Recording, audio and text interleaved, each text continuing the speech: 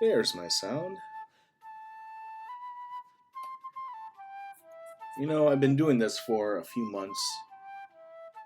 By a few, I think like 2. You'd think I know how to turn on the audio before I switched streams. Or not streams. Screens? Scenes? I don't know. They all rhyme. It's fine. This is fine. Alright, guys. Welcome. I'm back from the dead. I haven't streamed in a while. Oh, man. I think it's been almost a month. At least 3 weeks. I had to get ready for a con. And then I caught con crud. And then I had a whole thing with my car. It's a whole thing. But I'm back. Drawing, I have a ton of commissions I have to get through. I have like 15 commissions on my list I gotta plow through. I still have a little bit of a cough from the con crud, so forgive me if I cough a little bit. I don't think I'll have any hacking fits like I did a week ago, but if I do, sorry in advance. So, welcome. What we're doing today is we're working on one of the many commissions I got to get through. This one takes a little bit of a priority. I don't normally do this, but this particular piece, this Erza piece, was commissioned because she's going to be at the voice actress, the American voice actress is going to, or English voice actress, I don't know, is going to be at a con, and the person who commissioned this wanted a piece of art for her to sign. So I gotta get this done before the con. As you can see, I already have quite a bit done. Let's kind of go through our layers here. So we have our line art layer. And we have the rendered color layer, which I'm in the process of. Then we obviously have our flats.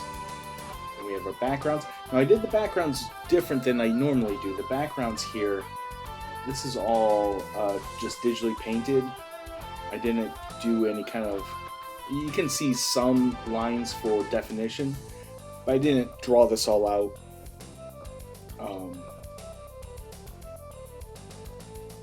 You can see the flats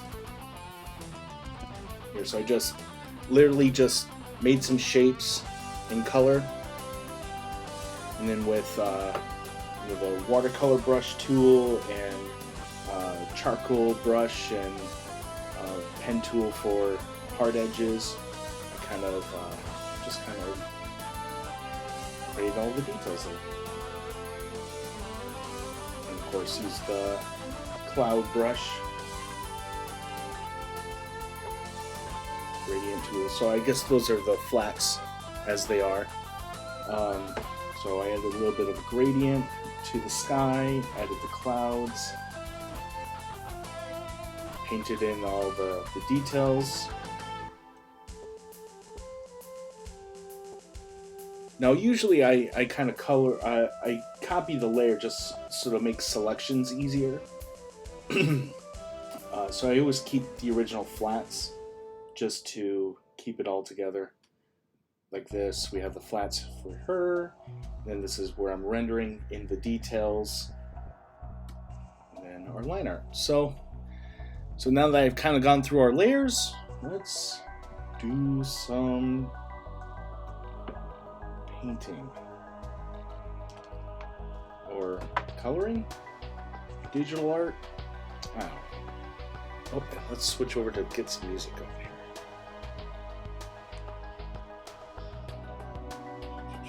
I'm going to be listening to the Japanese band Envy album All the Footprints You've Ever.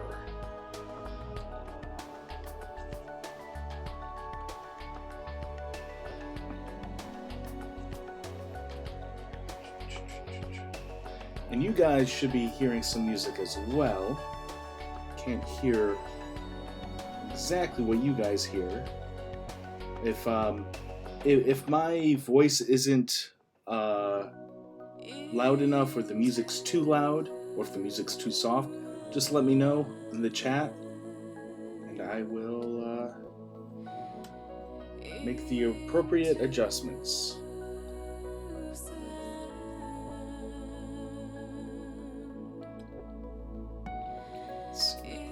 So I'm doing a lot of airbrushing. I use the lasso tool to kind of create hard edges. Then I use the lasso tool to kind of blend that in nicely. This.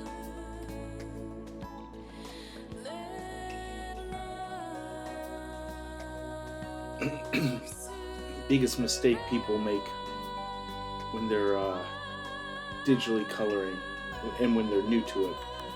They love using the airbrush. They like using the soft blending brushes. But in real life, there's those gradients exist, but you still have hard edges too.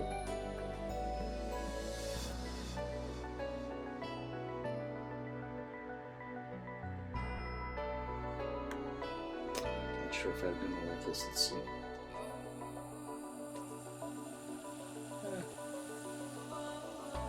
We'll leave it for now.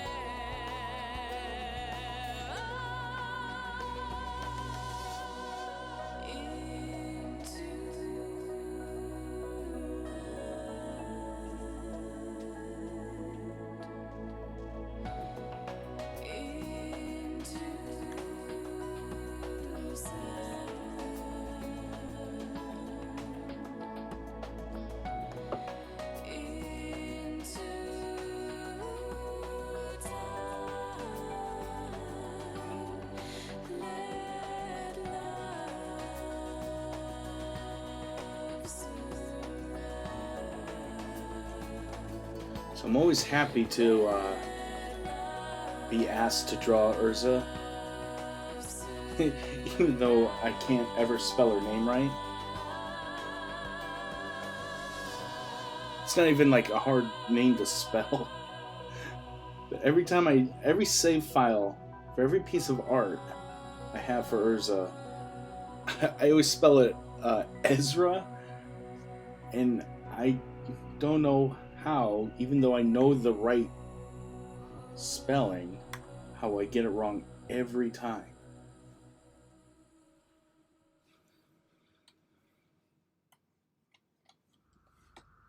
Anyway, what I was going to say is I like drawing her because she's, well, it does depend on which form she's in. But in general, she usually has some kind of cool armor, and armor is one of my favorite things to draw. So I get to draw some sweet armor, some cool swords. She's a redhead, so that always is fun to color. I feel like, at least in my opinion, red hair is some of the is really enjoyable to color, because you get some.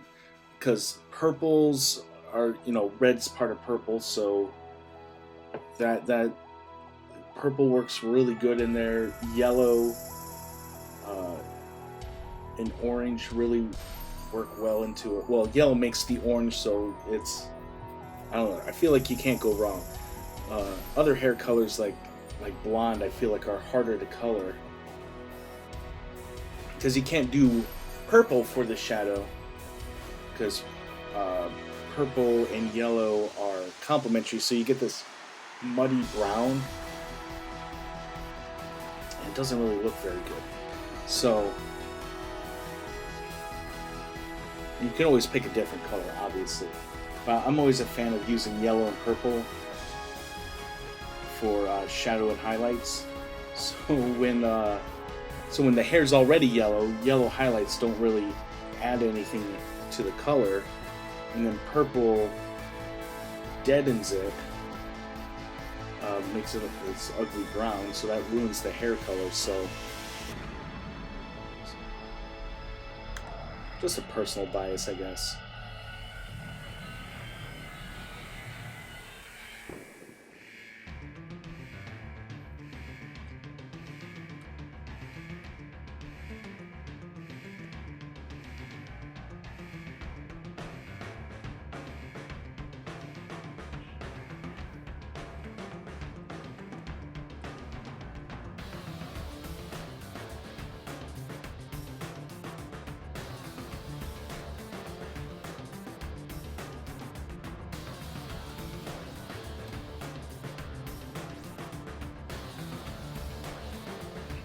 It's a very bright day. Kind of want to outline the edges of her hair with a highlight here.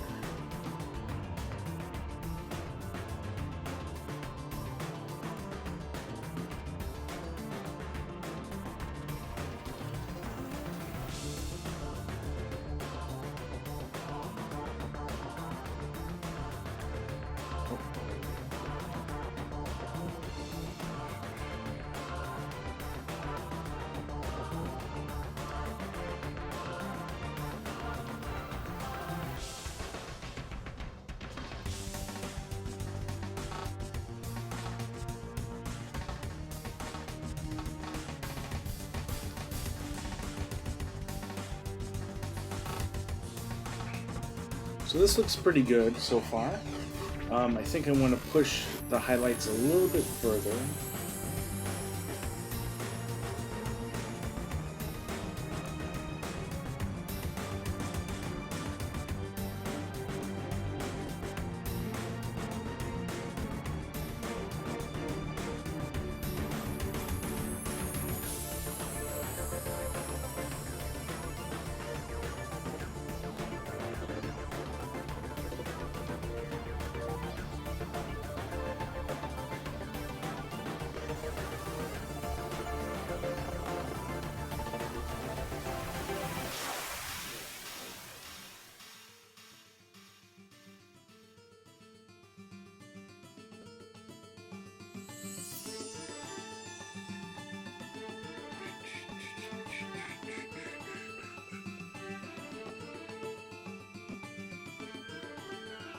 I have a bad habit sometimes of making these highlights too bright, like picking a color too close to white.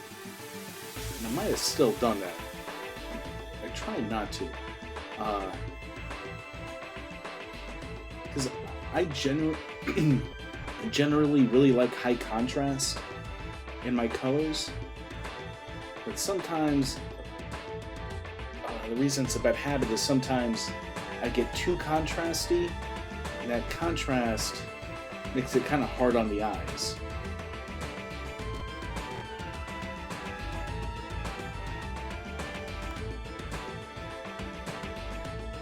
Obviously, we don't want to make it hard on the eyes.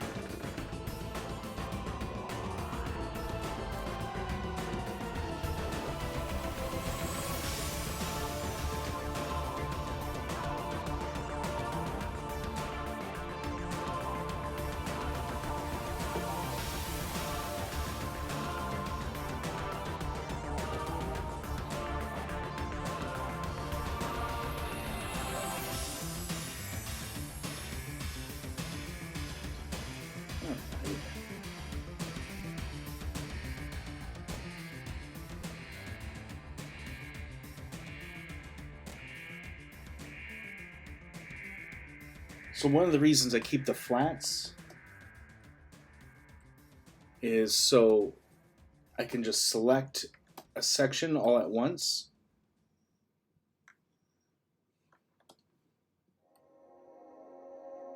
Oops. Pretty quickly, because what I want to do is pick a darker color, probably darker than this purple here. I just want to kind of airbrush real lightly, darkening the hair towards the bottom. Well, now that I've done that, I think I went a little too far. I think instead of purple, I want to be more red.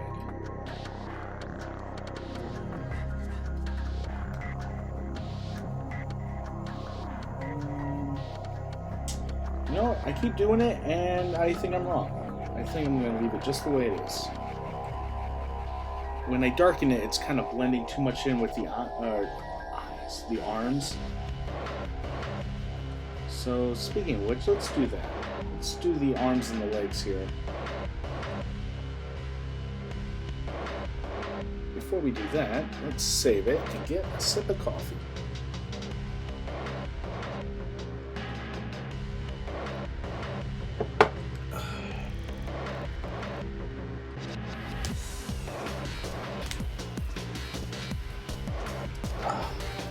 Big stretch. All right. You gotta stay loose. You gotta make sure you keep stretching your hand hair, your arm. Don't get carpal tunnel.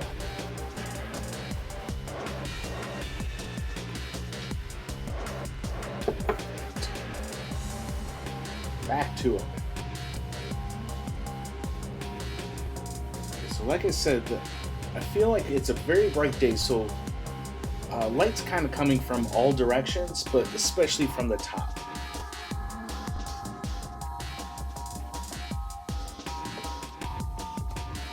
So I'm just going to select her arms and her legs.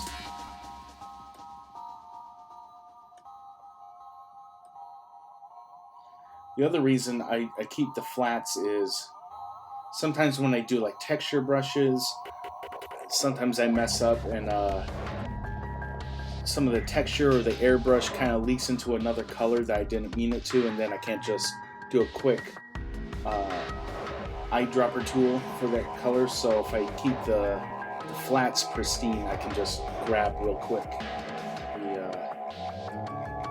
the flats. Anyway. So let's do a shadow, purpley.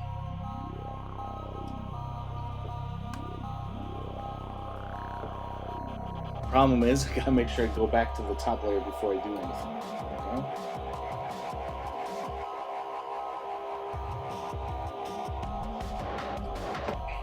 Since we're outside, I'm trying to think of what a good reflected light color should be. Part of me thinks it should be blue, from the blue sky kind of reflecting around. But another part of me thinks it should be maybe like a brighter red to kind of be like the color of the earth around it. Reflecting? I don't know.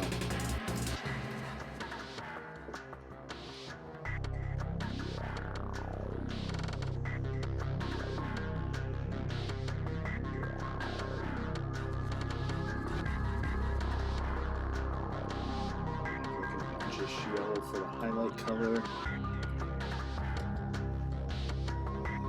Some rough color in that.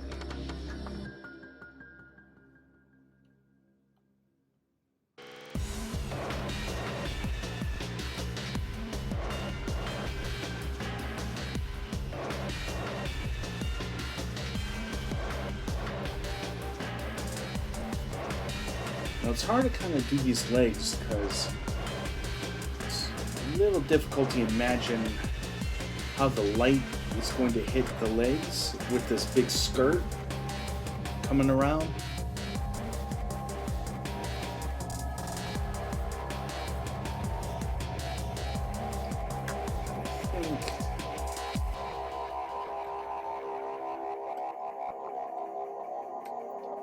like how I put shadow there. I'll switch that to being a lighter color.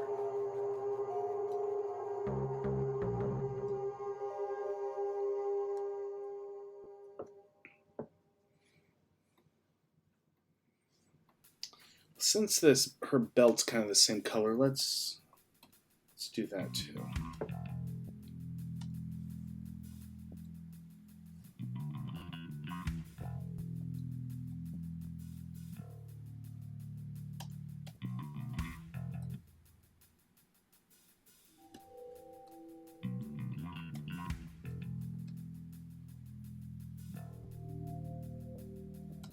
And while we're at, let's do her collar too. A lot of red happening here.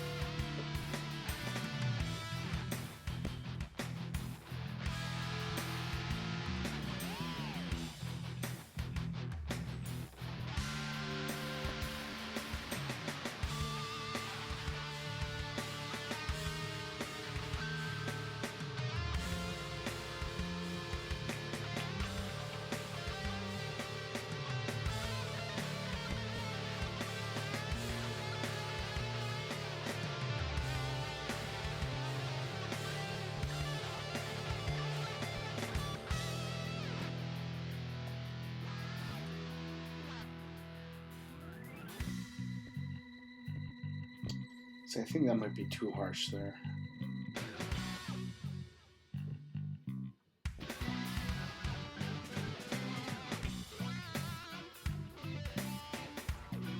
Oops.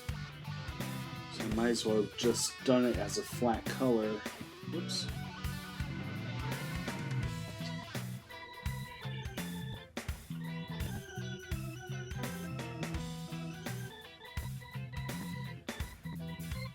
How to use the lasso tool.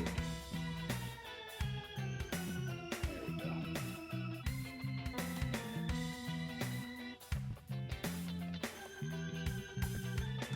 There we are. Oh, it's much better.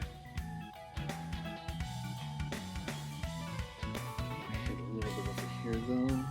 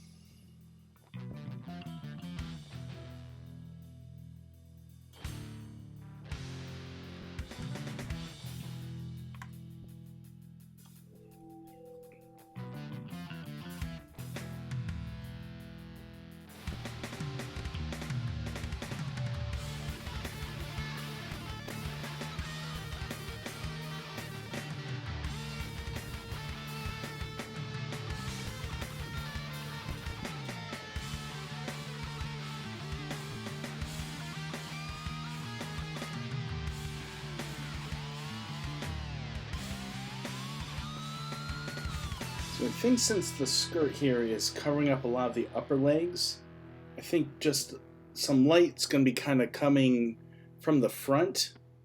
And so it's going to catch a little bit of the upper leg. Not much, just a little bit. With the airbrush tool, I'm going to hit it just from the bottom.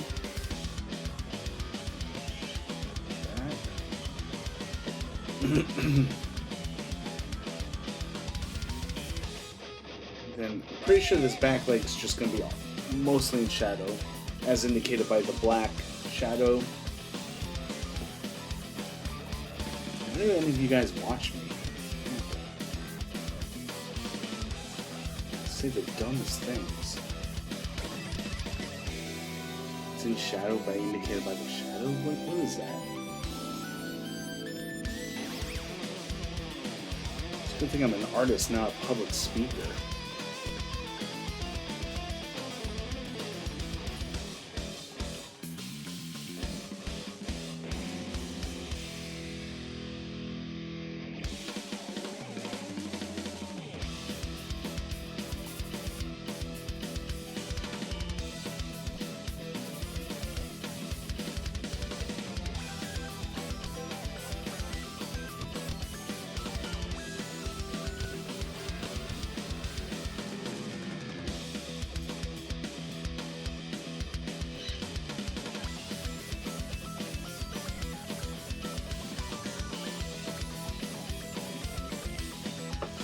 So you don't want to go too overboard here. Even though my instincts are saying make this super shiny. You know, looking at the references, she's not, you know, this isn't shiny armor she's wearing. So I guess I could interpret it that way. Maybe. We'll see how it goes.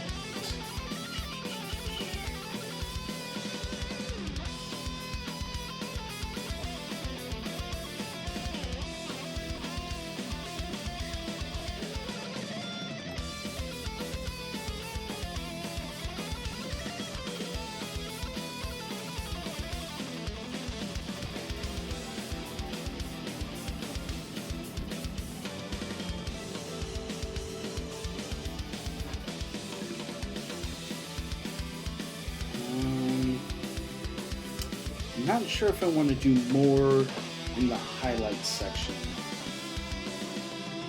I might just want to leave it the way it is.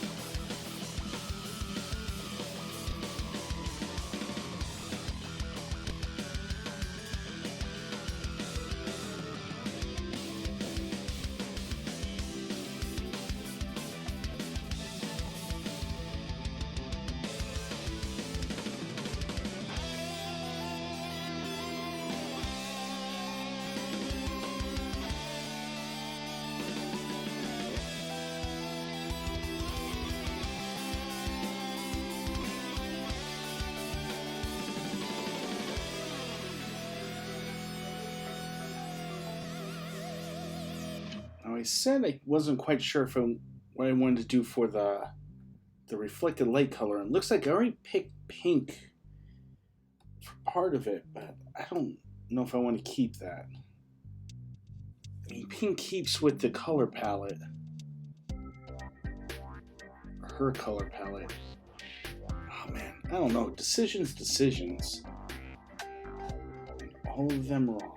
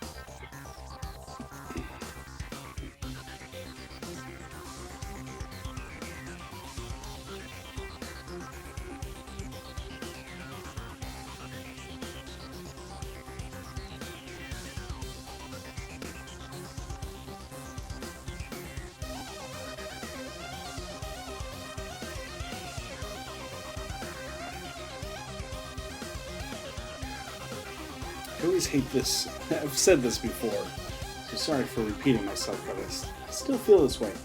I hate this in-between stage when I'm coloring. When some of it's fully rendered, if I take away this, like the flats look pretty good, but when it's half rendered like this, it looks so bad.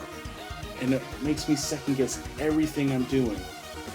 Not because I'm doing anything wrong, just because the partial flat colors and partially rendered forms just look so bad. It bothers me.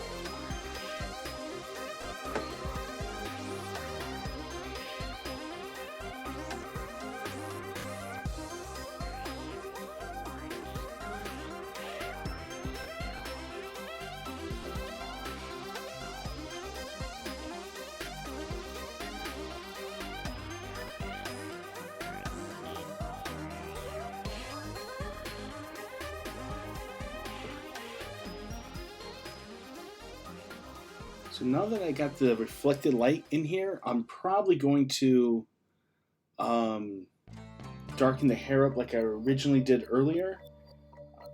I was worried I was making it too dark and it was blending in with the background, or the arms and the hair were mixing together too much. Now that I have this like kind of bright reflected color in here to help the arms stand out, I'll probably go back in and darken up that hair again. But first let's finish putting in these highlights.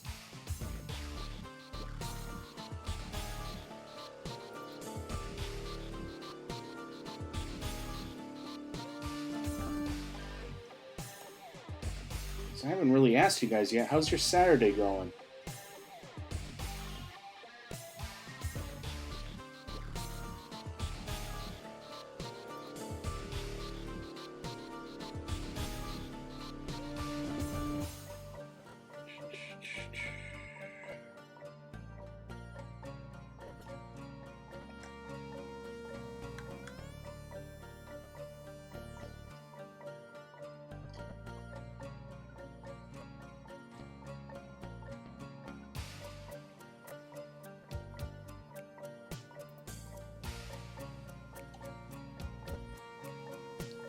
So again, her legs are going to be kind of in shadow because of her skirt, so these highlights are going to kind of move from the bottom up. They're not going to be as strong towards the top of the leg.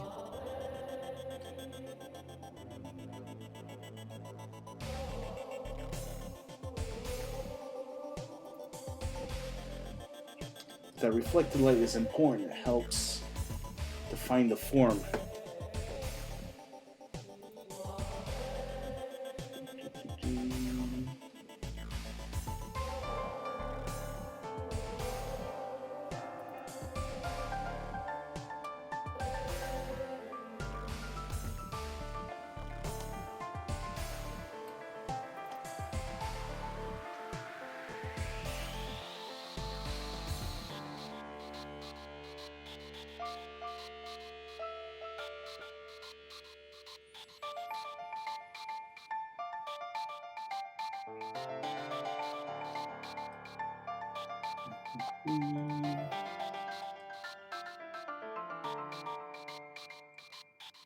So is anyone watching a fan of Fairy Tail?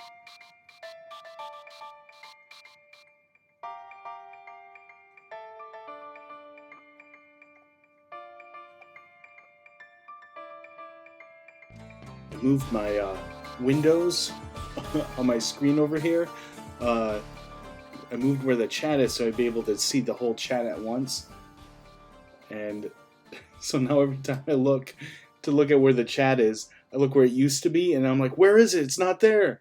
And then I'm like looking all over like a freaking out cat. Oh, where is it? Where is it?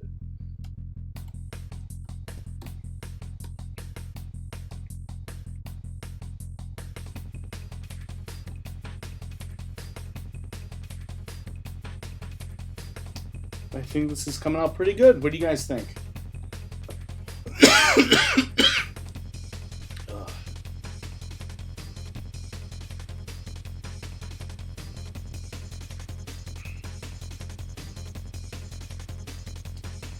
I want to darken the shadow around her neck.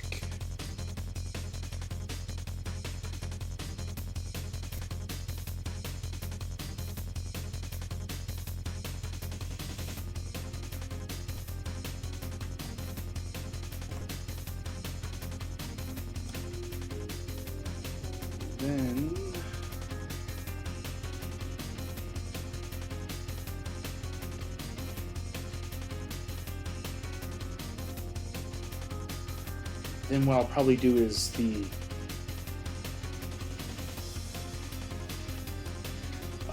yellow in her costume, put in the shadows and highlights there. Then I'll probably do her skin, and then do the swords behind her, and then we're going to call it done. At least that's my game plan for today.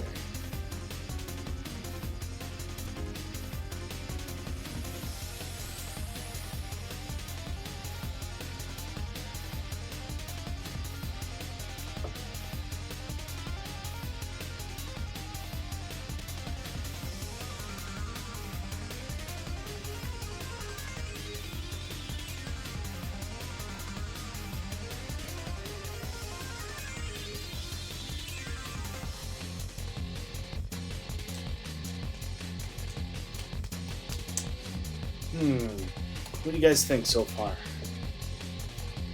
I feel like that might be too dark around her neck.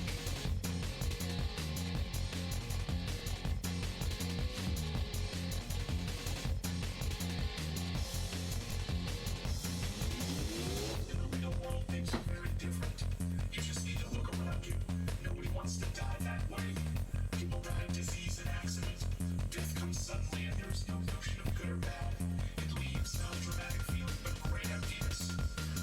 think I approached this whole thing wrong. Hold on. The light's kind of coming down. I do this every time. I make gestures on my tablet like you can see what I'm doing. If the light's coming down, this whole collar should be lighting up.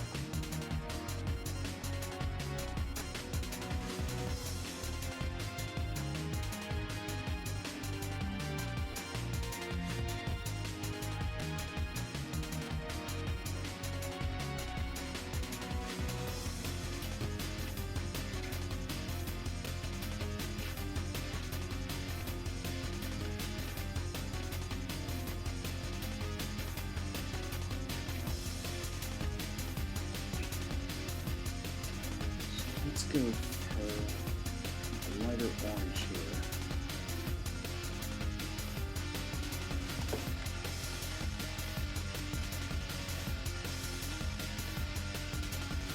This doesn't make any sense. If the light's coming down, that should all be in shadow.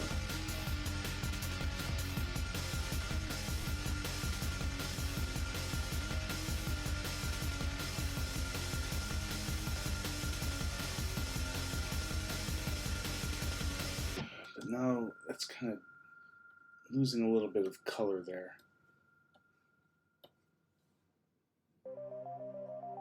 There. Let's get the original color back in.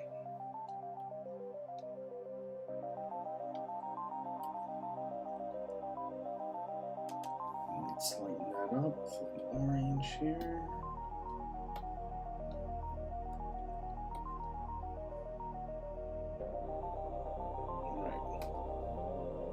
Then it looks a little bit better, and then what we'll do is the brim of the collar here will make dark again. Not too dark, but back to its original color.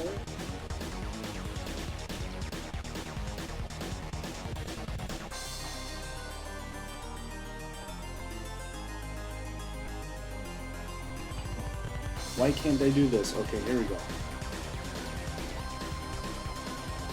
And I hit the shift button right.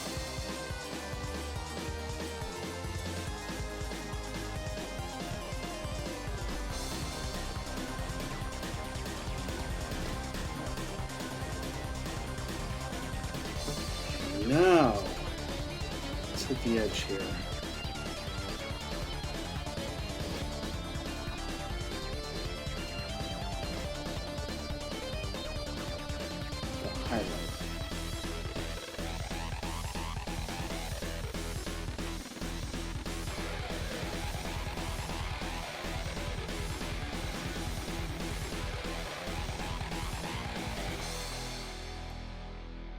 There we go. That looks much better.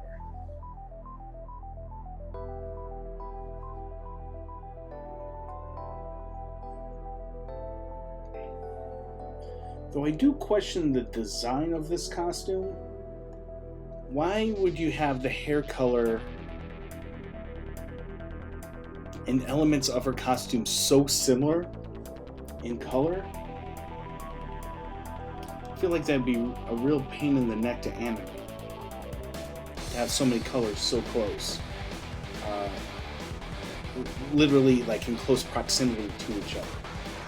I feel like that lends itself to a lot of animation mistakes, or potential animation mistakes.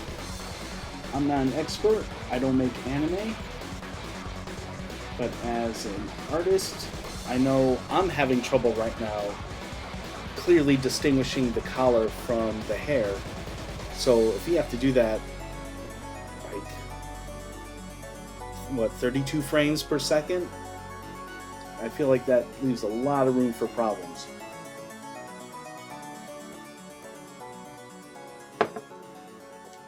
But what do I know? I'm not a Japanese animator.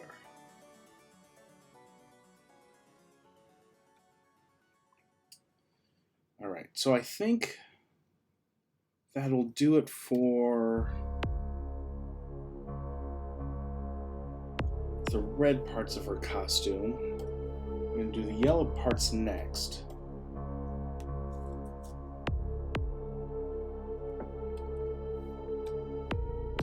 We'll do her skin.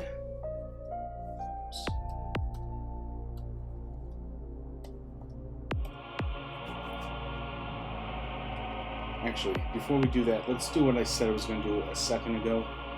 Let's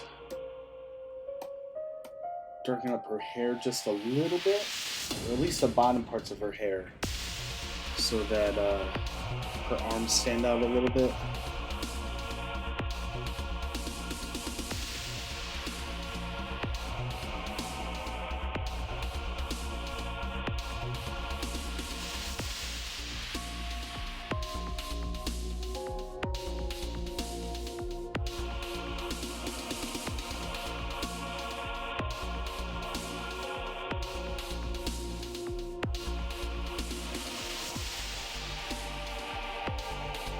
Looks much better. Just a little bit better.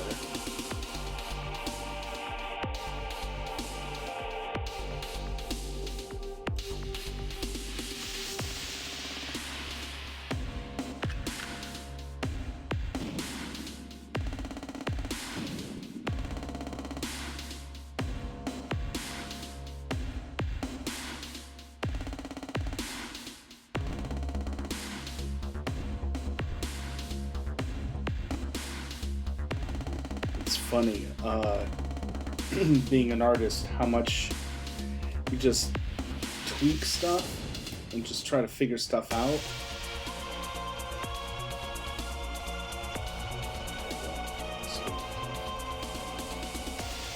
Like you have in your training in your mind what things should look like, and when you start doing it, you're like, that's not quite what I wanted it to look like. And you start tweaking and tweaking and tweaking.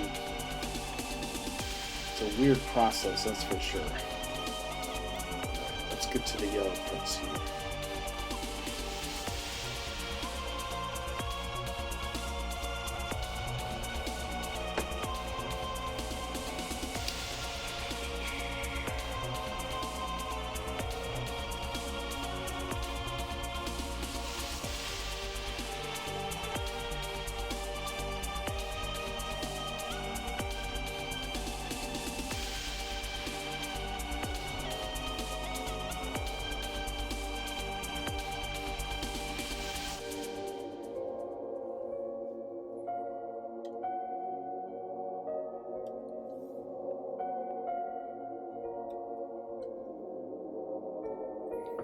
So I want kind of a purplish color for the shadow, but I can't go too purpley or else I'm going to get that weird brown I was talking about earlier. So I'm pushing the purple more towards the red. So when I make the shadows, it's going to look more in the orange range.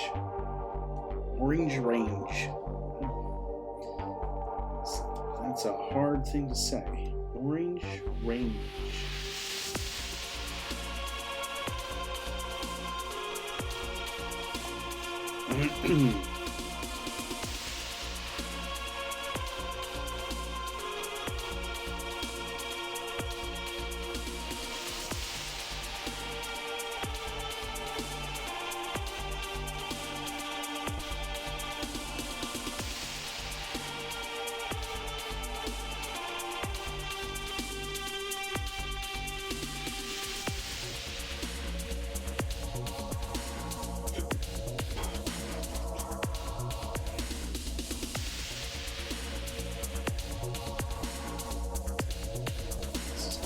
Nicely, I think.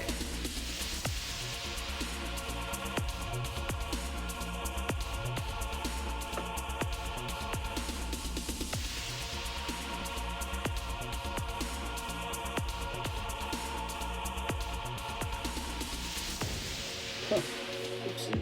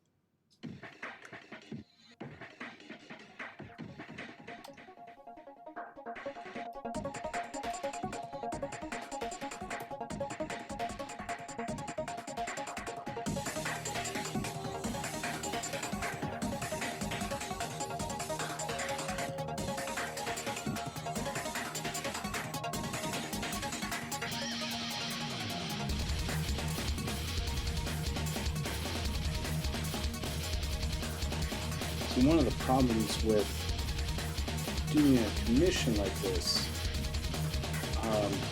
isn't the actual commission, but not knowing exactly how the client intends to print this out. If the client's going to print this out, I mean, they would have to get this printed out if they're going to have the voice actor sign it.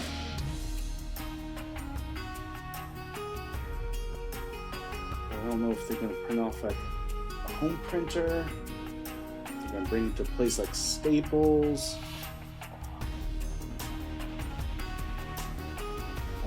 Bring it to a professional print shop, which probably they wouldn't do. That's not very cost effective. Just to get one print to have signed. But the point I'm trying to get to is not knowing the printer that they're going to use. It's hard for me to make the proper color choices or perfect color choices. I can make choices that look good on screen here, but even what looks good on my screen looks a little funky through the monitor here. And it's kind of funny because, you know, I'm looking at the art on my Cintiq here, and then I look over here at my OBS and I can see the screen. And then I look over here and I see how the stream is looking from Twitch. And in all three of these, this picture looks different. The colors look different in all three displays. So it is very, very, very hard to know exactly how this is going to print. And obviously, I want it to print the way that I'm looking at it on my Cintiq. That's the way I'm making my color choices. I'm picking my color palettes. You know, I'm making all my choices based on this, but, you know, if what I see here is different than what's on the OBS and Twitch stream monitors, who knows what it's going to look like with when it's printed. Now, maybe it'll print great. Maybe it'll print even better than how it looks on this screen. That's 100% possible. But I don't know. And it's hard for me to make perfect choices without me knowing that. It's a little, I don't know, frustrating is the right word. Because we as artists, we strive for to get perfection, or as close to perfection as we can reasonably ask. But even in those cases, it still doesn't matter. We don't know the computer that the artwork's going to be read on. We don't know the printer that it's going to be printed off of. We don't know how it's been calibrated. If it's been calibrated. Just a lot of variance.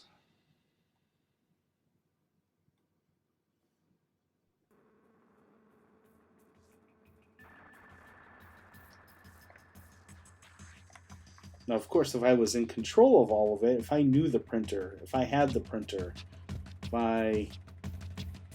obviously I know my software, I can make the adjustments to make it look, when I print my artwork, I can make it look exactly the way I want it to in the print.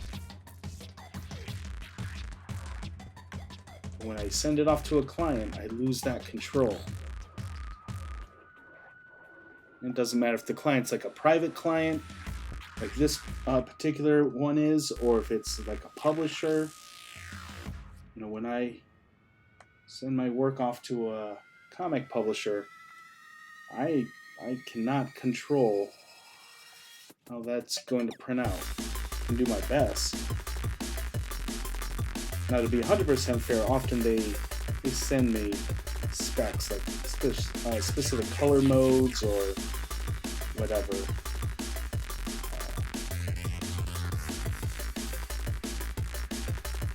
So that helps, obviously.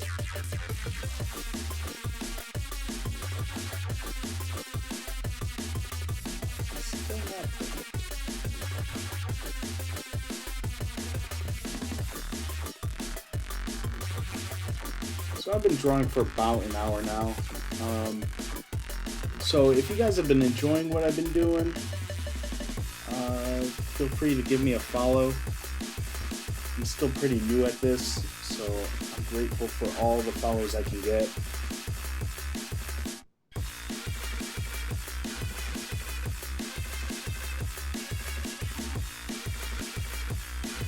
I'm just grateful any of you are watching this, so thank you for stopping by, enjoying my artwork. If you ever have any questions while I'm working, feel free to ask. And if we, let's see,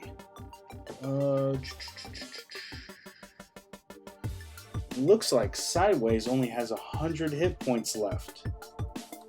So if you want to become the new stream boss, I think all you need to do is give me a follow or donate 100 bits. I think it also works if you donate. If you donate $1, that should give the 100 HP damage to the boss, and you'll become the new stream boss.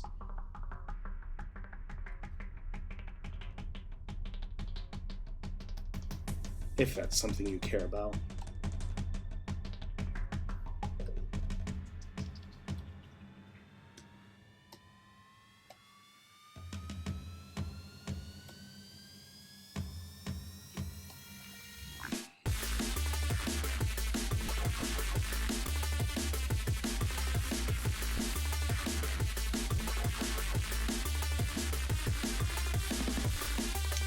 Alright. I think that does it for her clothing. Let's do her skin now.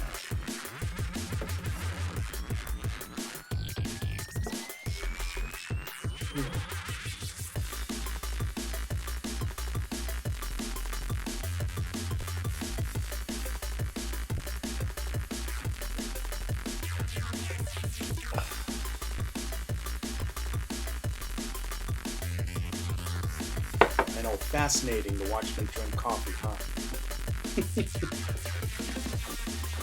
I guess I should have shaved before I start my stream, make myself look like not a hobo, huh? Anyway, alright, let's do this. Oh, actually, yeah, switch up my music. It stopped up.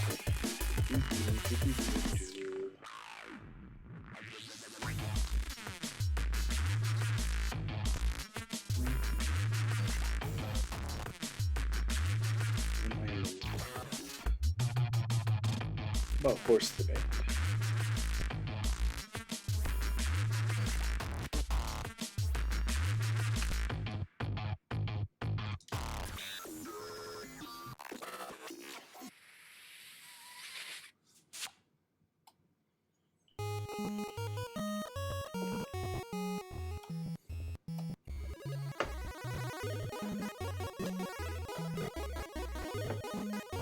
Now, when we're doing skin, it's really important to keep with warm tones in general.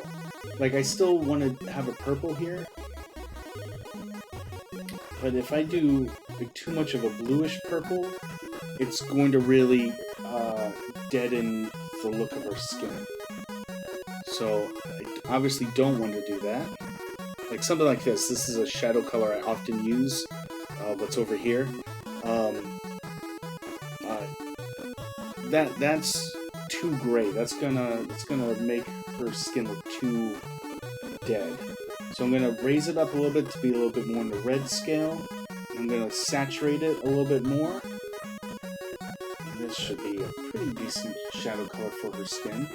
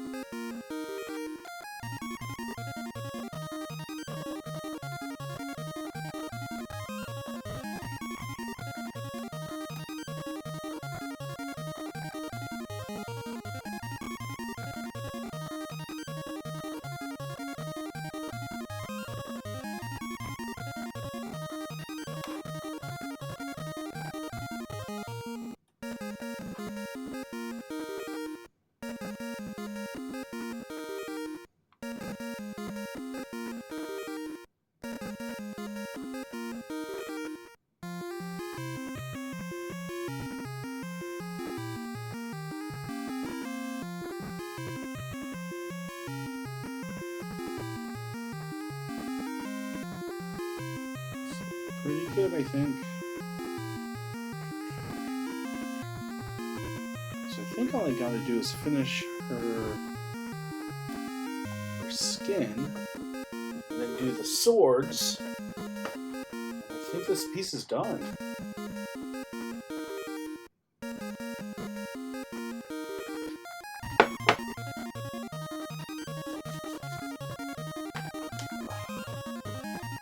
Okay.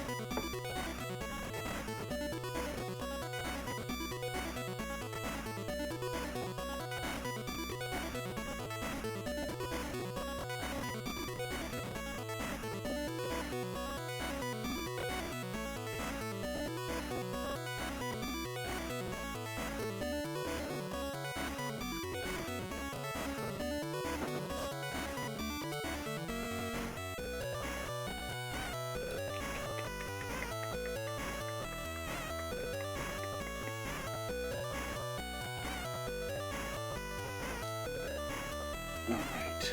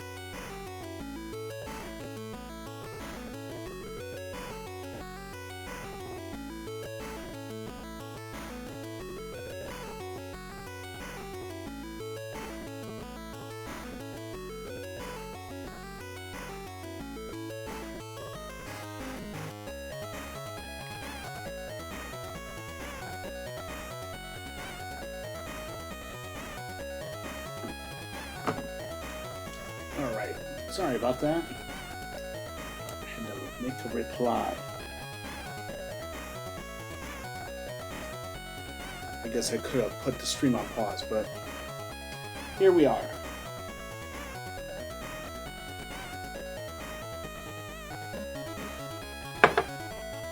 All right, coffee done.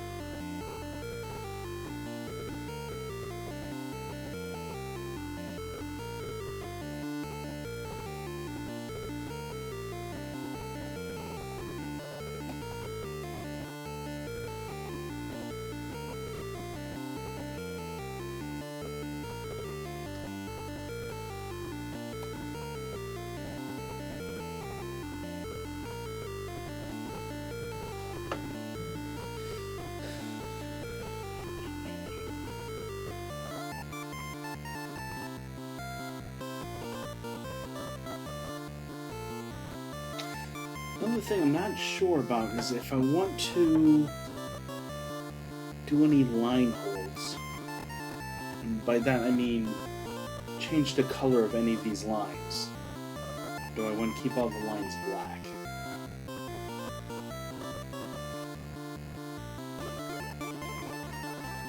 I guess we can cross that bridge later. We don't need to decide this second.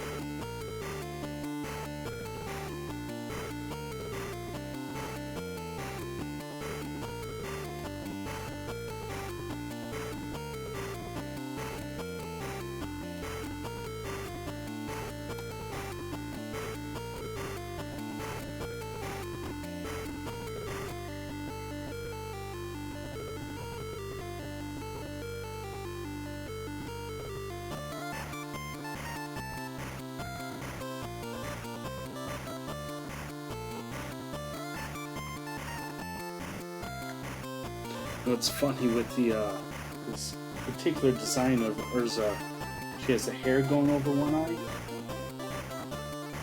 I know a lot of artists,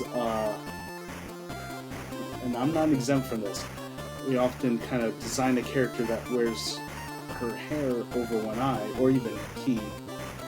They've done this with some guy characters that have long hair.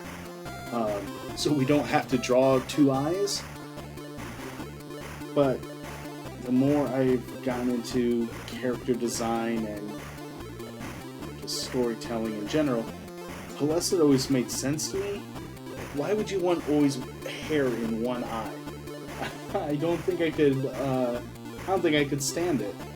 And especially if you're some kind of fighter, or warrior, or superhero, you have hair in one eye. Excuse me. Hair in one eye is a huge disadvantage. You don't want to have that.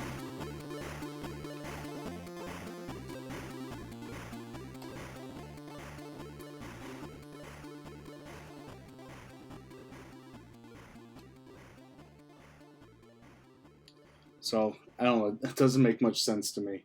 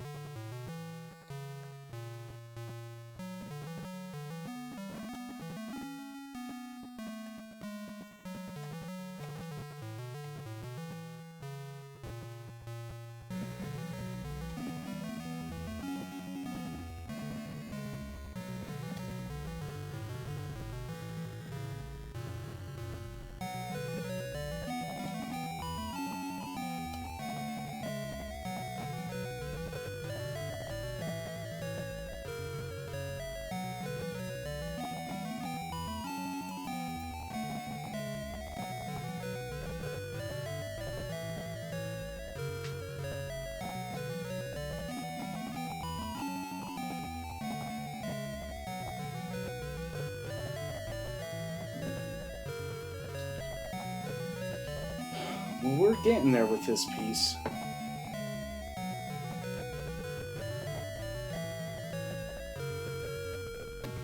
I always feel like it takes me longer to do art when I'm streaming.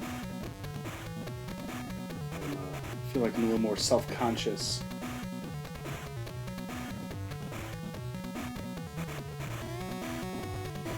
So I always feel like I'm taking forever.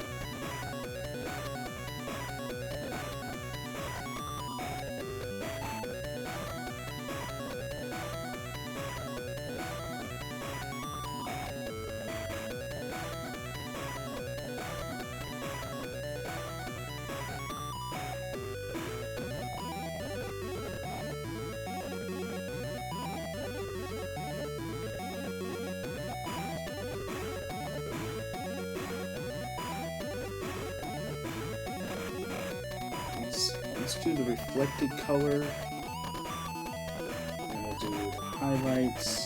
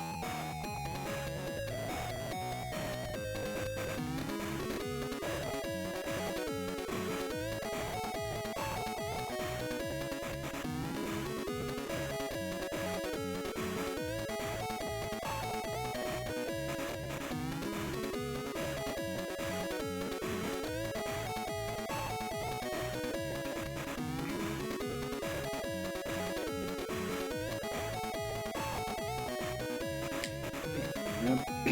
Forgot to do our hands, shadow-wise. Come back to that in a sec. I do want to do our eyes soon. Right now her eyes look very dead and lifeless.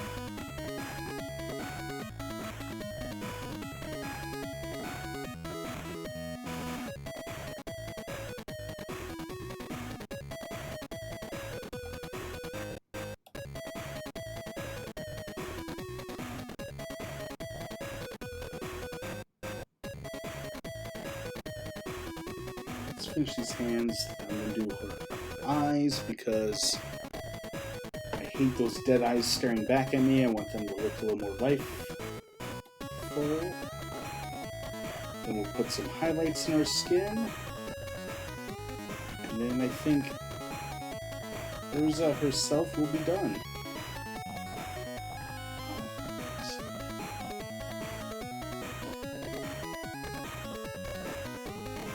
I think I'm going to do selective line holds for her. Some things I kind of want to push to the background. Like I still want to push her hair to the background a little bit more. So I'll probably do line holds on that.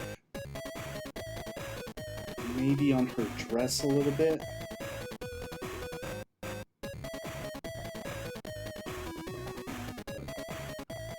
I'm getting ahead of myself. Let's first get the hands drawn here, or the hands finished.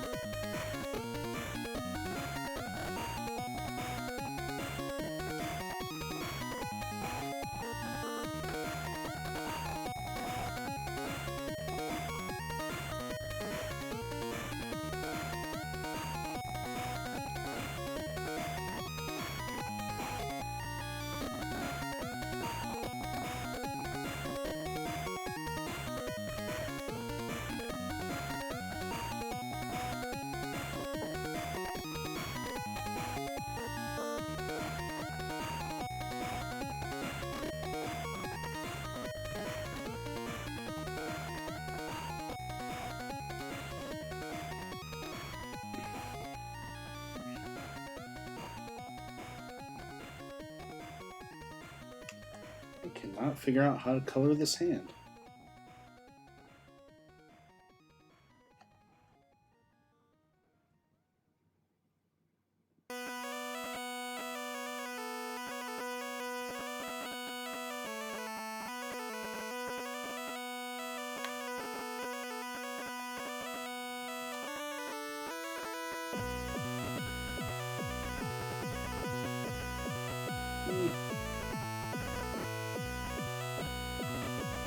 Almost there.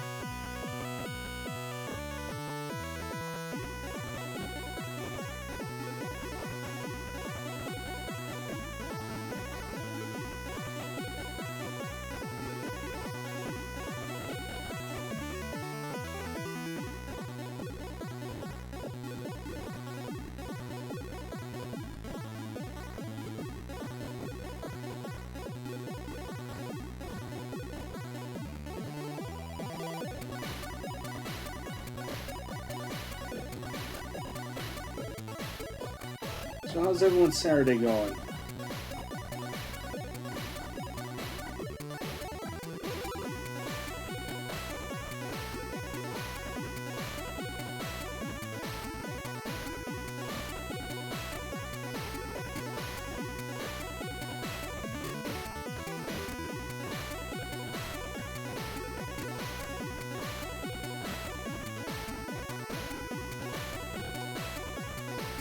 Oh.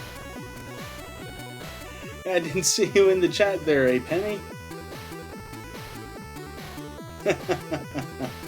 Yeah, I'm almost done with her, as you can see. I think all I have to do is I gotta put highlights in her skin. I gotta make her eyes look less dead and terrible. And do the swords. And she'll be all done.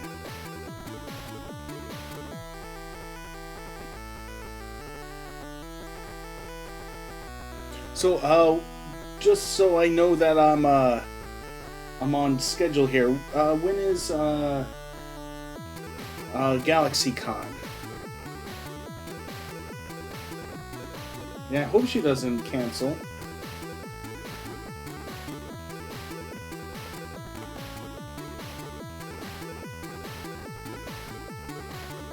Okay, so I still have a little bit of time. I mean, this will probably be done today, if I'm going to be honest, but it's nice to know that there's some kind of emergency. I still have a little bit of time.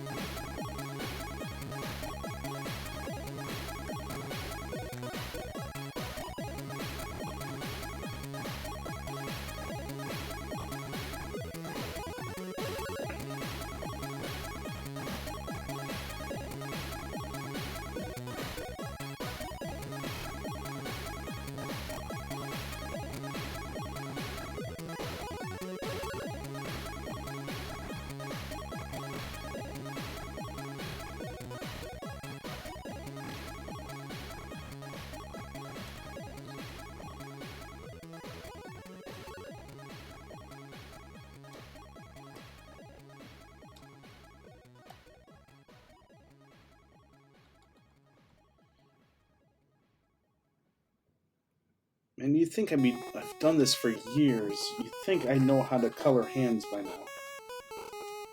And not make them look flat and weird looking.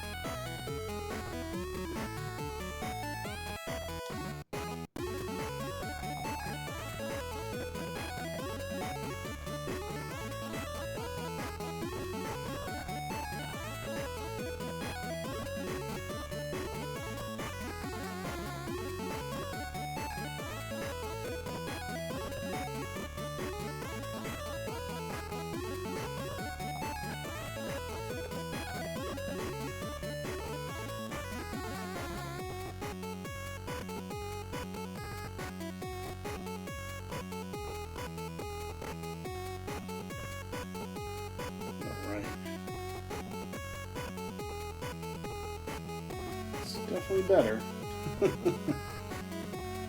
Let's put some reflected light in there. So what do you think so far, though? If you're still watching a penny. Is this meeting your satisfaction?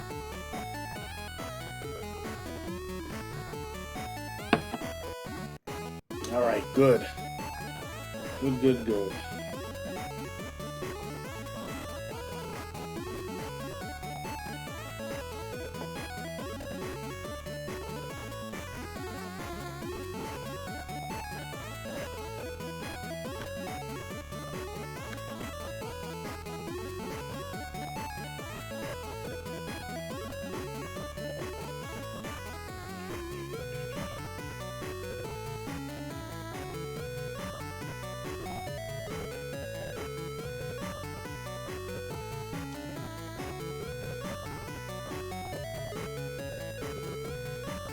You don't know how to come up with a better commission?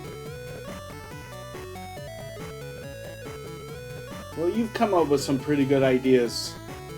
I'm sure you'll come up with a good one sooner or later.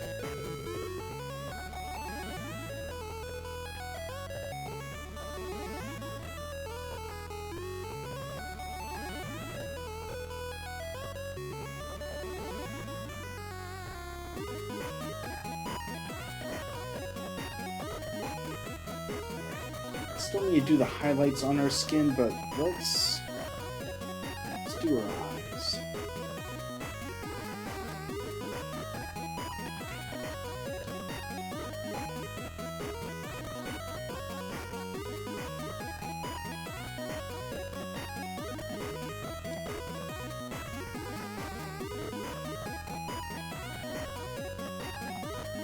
Oh, gonna do Mary Jane's fifth. Okay.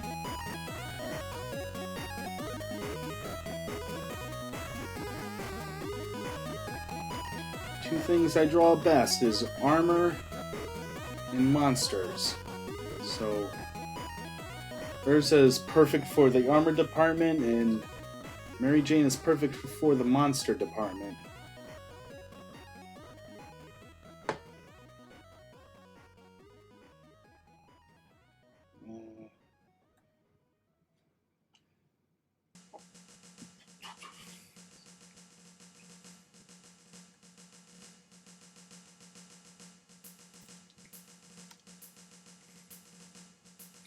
Do you know if she's going to be at any conventions nearby?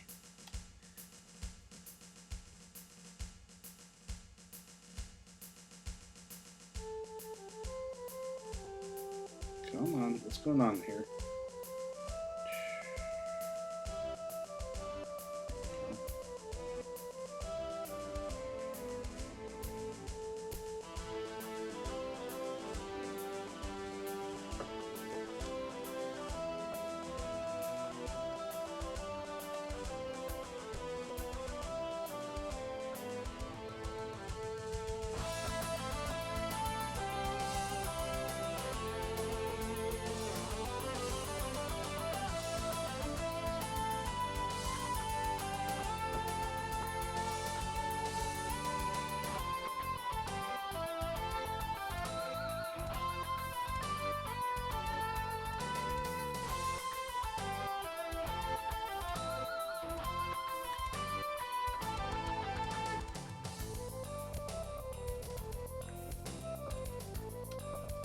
Yeah, but that shouldn't be affecting all voice actors.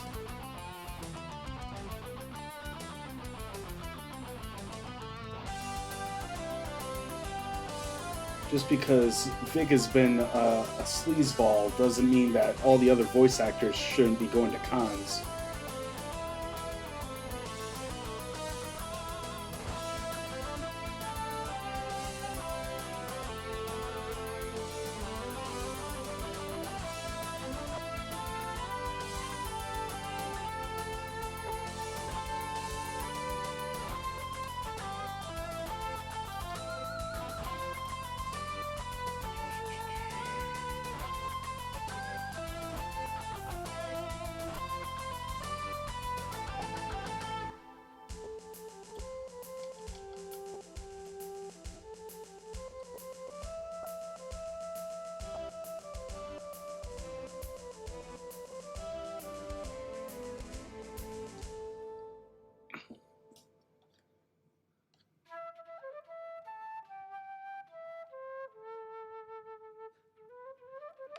Let's see.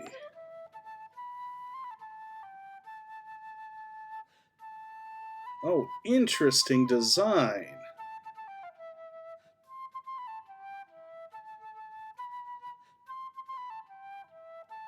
I don't know if I like how her wings look compared to how her wings look in other forms, but I like that costume.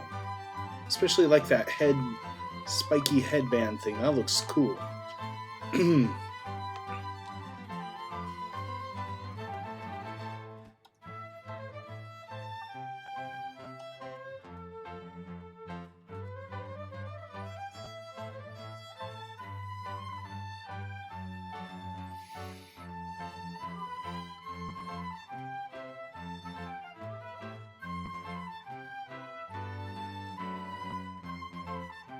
Okay, so that is the form from the manga, though. Okay. I wasn't sure if that was pure fan art and that the someone was just speculating. Like, I don't know if you remember way back in the day with Dragon Ball. After the fourth form of Dragon Ball, in the Super Saiyan 4, everyone was like, wow, what's Super Saiyan 5 going to look like? And there's all that, a lot of speculatory fan art. So I wasn't sure if that was just speculatory, if that's actually her form.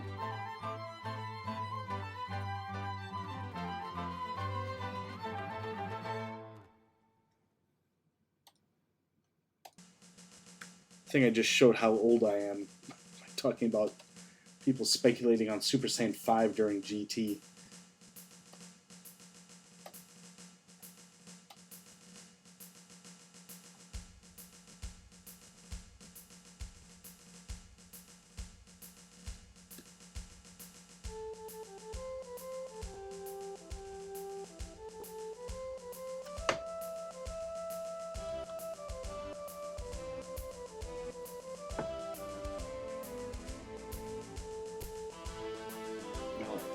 I think I'm just gonna put highlights on her skin and do her swords, and then she's done.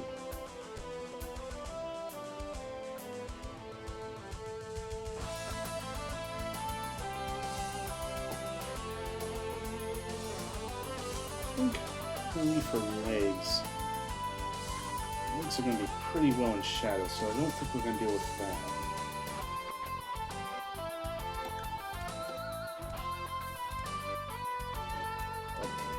Need the manga page. Alright, let's take a look. Oh, I mean, that's pretty close to the fan art. Still think that looks pretty cool. If I was designing it, and who am I? I'm just some schmuck. I'd give her better wings, or because all her forms have really cool dragon wings, or demon wings. But the rest of her costume, I think, is super cool.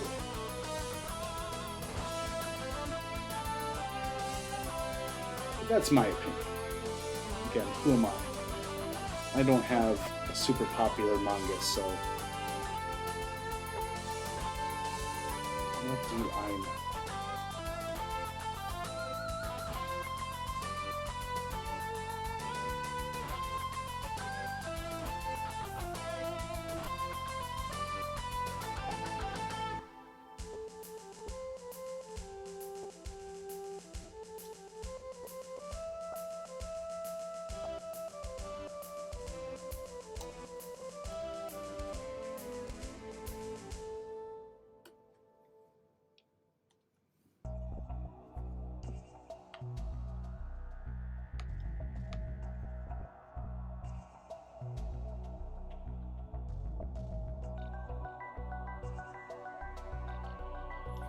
Interesting. Cool.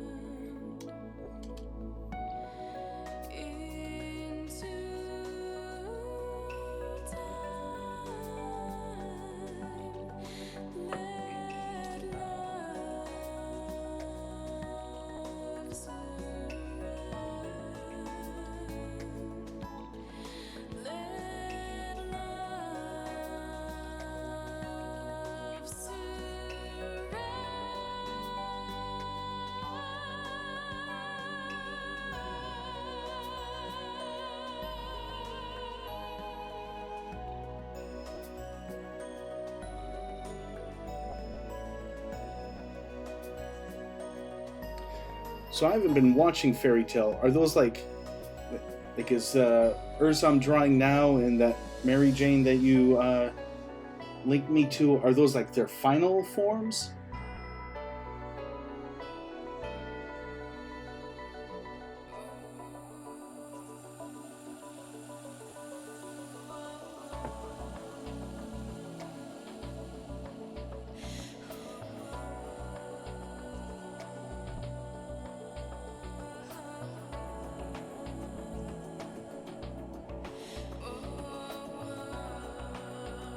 Oh, just the more recent. Okay.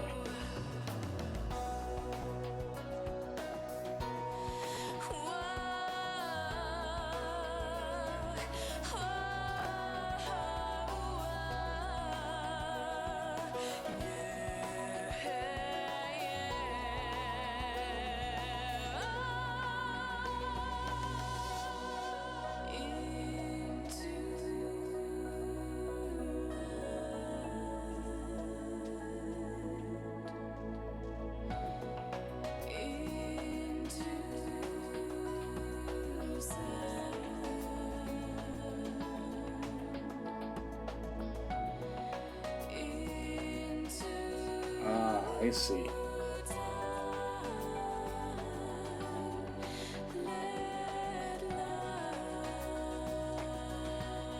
See, I haven't watched or read a manga that had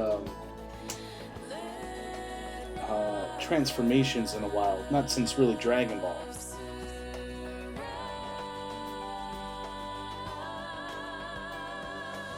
Like the last shonen I've been watching is last two shonens. The classic shonen is My Hero Academia, and there's not really, I mean, there's like power-ups and stuff, but there isn't really like transformations the way that Fairy Tail or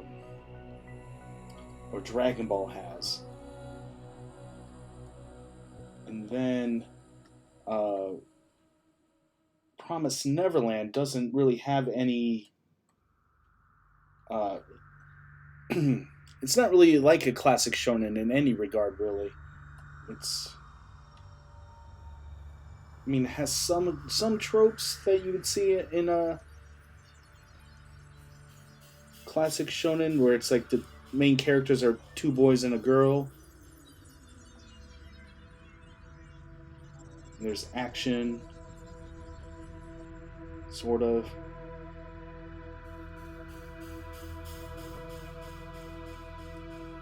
But it's definitely not anything like Fairy Tail or Naruto or Bleach or Dragon Ball.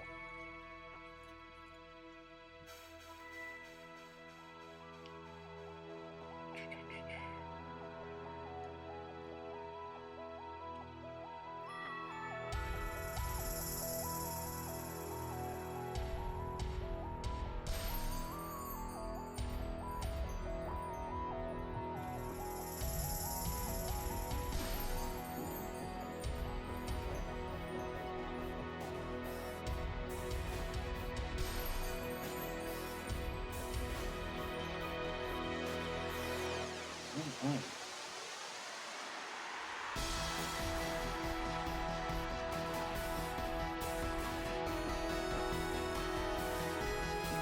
Add a couple shadows just to bring out some form.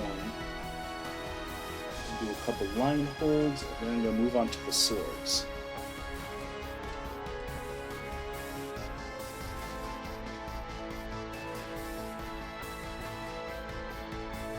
Oh, you still like that Medusa I did? That was a while ago. I mean, I had a lot of fun doing Medusa. That was right up my alley, too, because it was a black and white piece, so I got to really play with manga tones really well.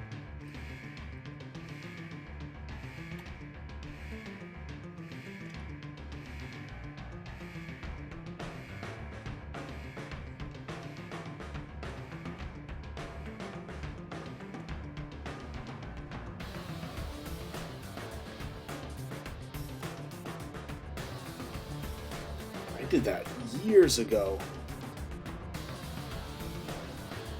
I feel like my art is so much better now.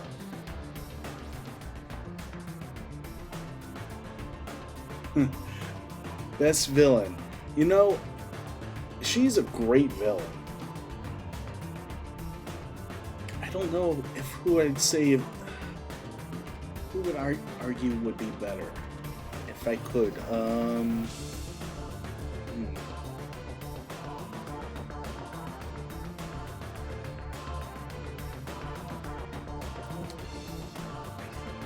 Probably the only one. See, I don't know. I don't know who, if I can say anyone would be better. I have villains I think in the short term are better villains. But Medusa keeps coming back, and that's kind of the reason why she's so scary. Good villain. You're never really rid of her.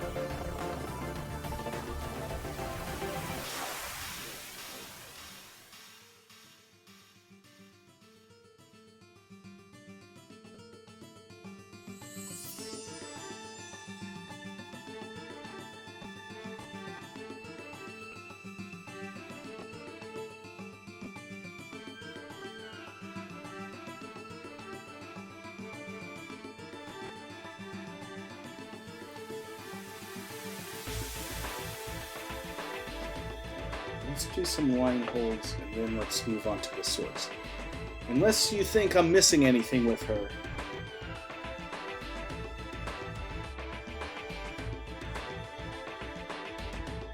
Did I forget to color anything? Am I missing anything?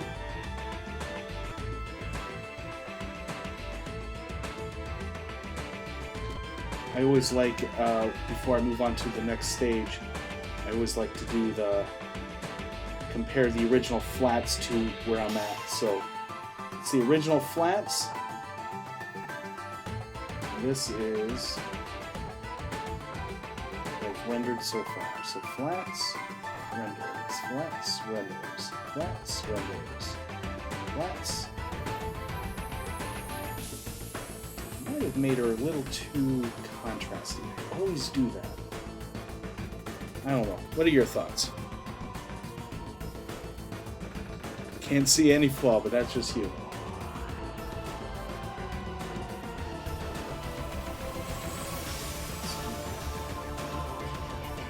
I kind of want to push her hair to the background a little bit.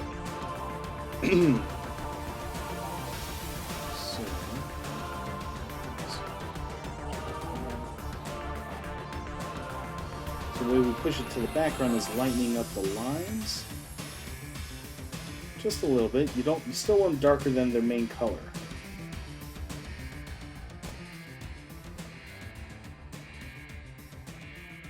But if you lighten it up lighter than black, it's going to automatically get pushed to the background.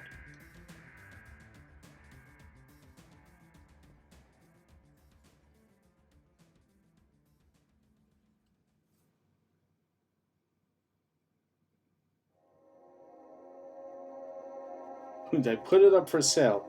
Oh, that's a bad question. Because I always second guess all of my artwork all of the time. I never think any of my art is ready for convention sale. And I'm shocked anyone ever wants any of it.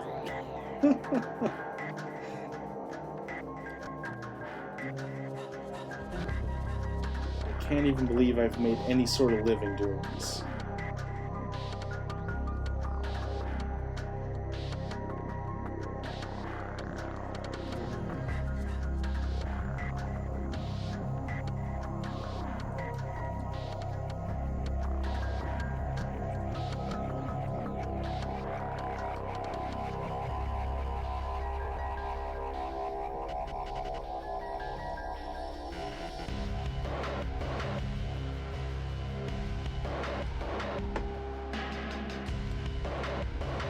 on music again. Let's get some more playing from you.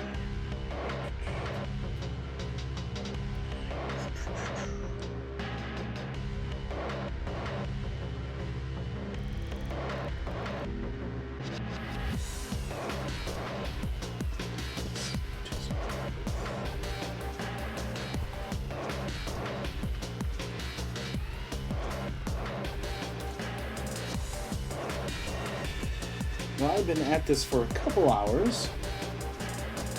If you guys are watching and you haven't already, consider following.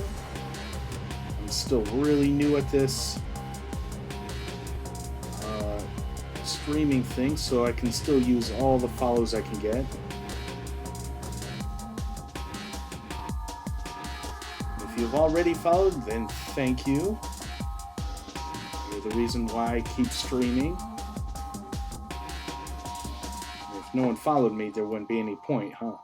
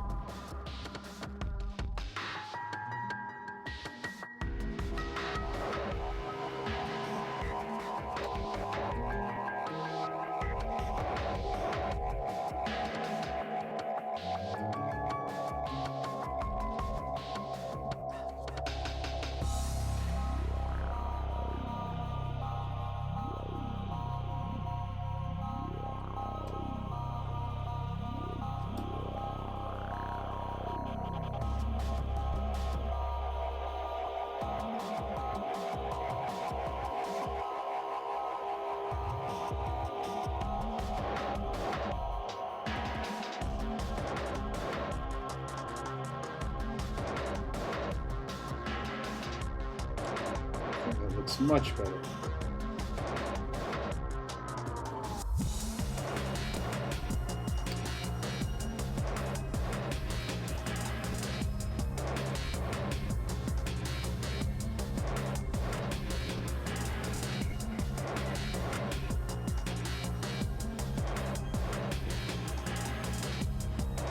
Yeah, I'm shocked that animation was as bad as it was. Like every convention, every year, every convention, there's always good years and bad years, you know? So I'm never expecting it to be exactly the same every year. Like, I'm going to be able to sell X amount of comics, guaranteed, no problem. It varies, but it's always within a range. I can, any convention, like if I, like Heroes Con this year, I can always expect to, sell more comics than prints at Heroes Con. And then Heroes Con, also because it's a big convention for original art, I can usually expect to do a ton of commissions where, say, I'm trying to think of a con I don't do a lot of commissions at. Like Yamacon maybe, although this past year I did a ton of that. But Yamacon, you might do 5-6 commissions, where Heroes Con might do 12.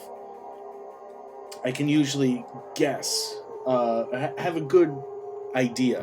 But then Animazement this year was way off. Not anything in any range of any con I've ever done. It was crazy.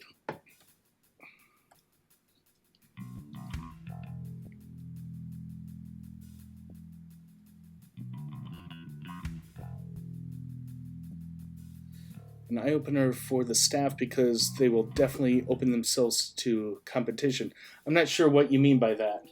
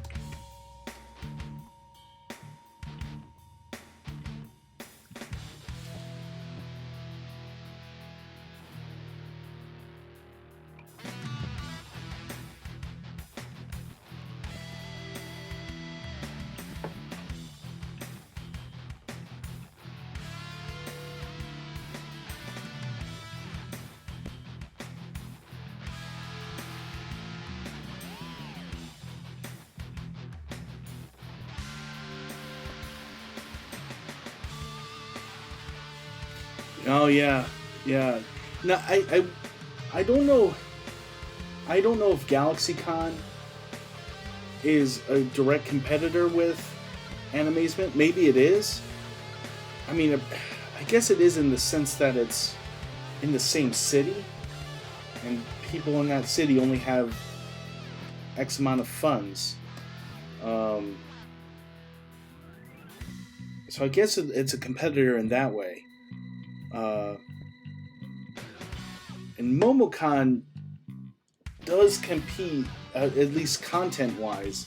They do a lot of anime and Japanese culture stuff, although they do focus more on video games than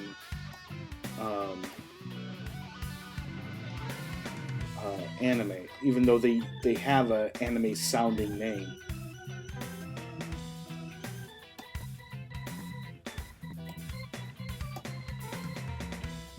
But you're right though. I don't think if they're competing with GalaxyCon as far as just dollars. There's only X amount of dollars in that market, in the Raleigh market.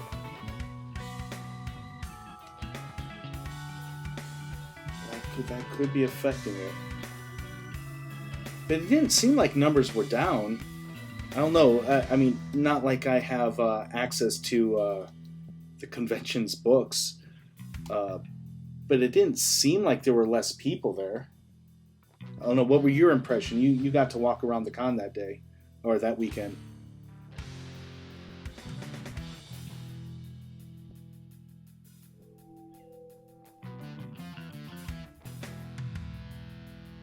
Yeah, I think you're right about GalaxyCon.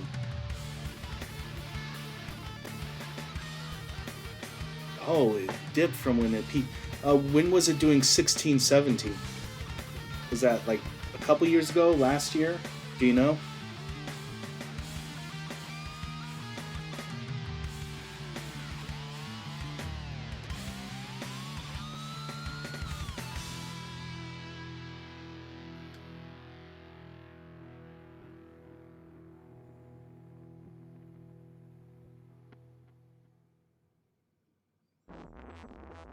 Yeah, I mean, MomoCon here in Atlanta is, it has that, it's at the Congress Center, which is an enormous facility. Like, they have a ton of room to grow if they want to in that convention. Like, there's a ton of room. Where the, Animazement doesn't really have anywhere to grow into. It's pretty much filling up that space.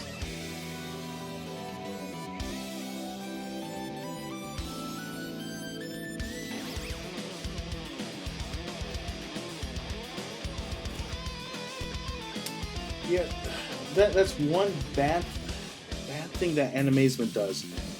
Personally, I like that they do it.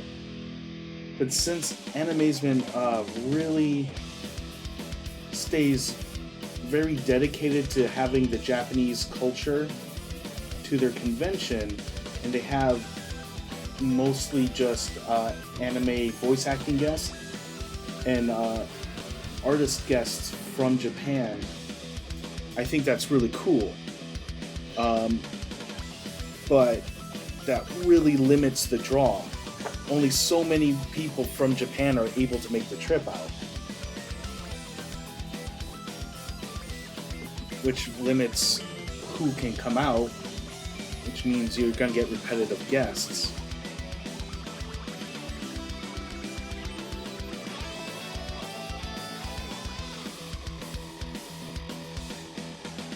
Yeah, I remember that con when Frieza and Frieza were there.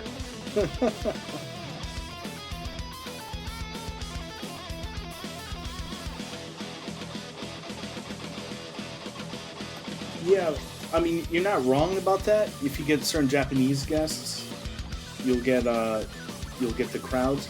But the problem is, when you're competing with GalaxyCon that throws such a wide net,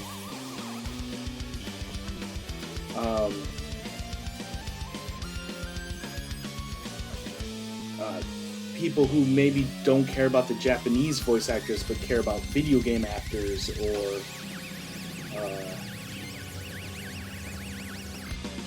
just general movie actors, because aren't they going to have Tim Curry this year? Someone who might not care at all about Frieza's voice actor, but wants to meet Tim Curry. Which con are they going to go to? And I'm not saying either that Animazement should try to just bring in generic actors, but maybe expand a little bit, like maybe bring in a little bit more artists as guests that are maybe not Japanese manga artists, but more like American comic book artists that draw in a manga-ish style. There's a lot of great artists that do that. Or just general indie comic artists. I know I have a friend who does a lot of indie books, and she didn't even make it into Animazement this year. She was put on the wait list. And I think if I was running that con, I would have her there as a guest.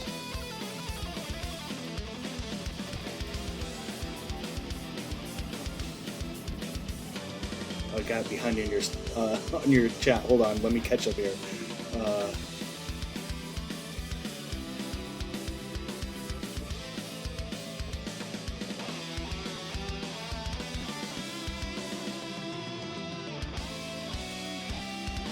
The only problem with having the Japanese Goku voice actress come is she's like getting close to 90. I don't know how easy it is for her to travel.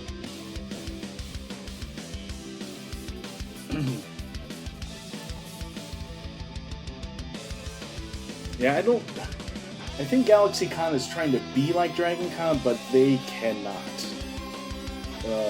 DragonCon is a wholly unique con.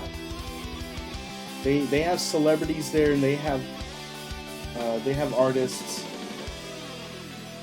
But what makes DragonCon unique that no one can match is its long tradition of just parties. Because DragonCon, I don't know if you've ever been to DragonCon, but man, DragonCon is an experience. And unless GalaxyCon wants to just take over downtown Raleigh for a weekend, they're never going to be able to compete with that.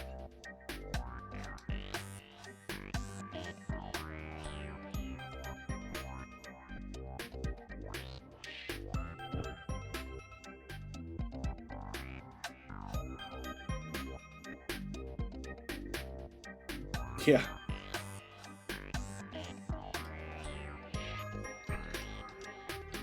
DragonCon is just huge. And you went in 2008, like, it was still big back then, but man, it's even bigger now. It just keeps getting bigger. Like, Artist Alley has its whole floor in its own building. Like, it used to be in the basement of a hotel. Now Artist Alley takes up an entire floor of a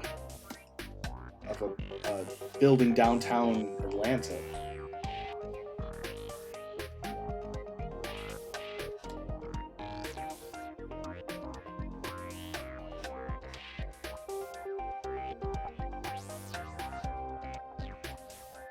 Oh, that's cool. You got to meet Patrick Stewart? That's super cool.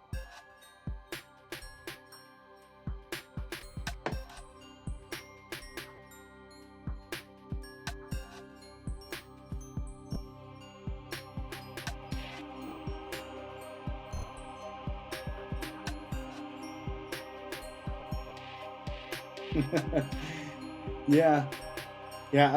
DragonCon is enormous. Like, when I went to DragonCon, and that was probably the second biggest con I ever gone to. I'd gone to San Diego a few times before I ever went to DragonCon. But DragonCon is its own thing. Like Comic-Con is huge, but it's still all in one building. Dragon Con, you have to walk around all of downtown Atlanta to go to the con.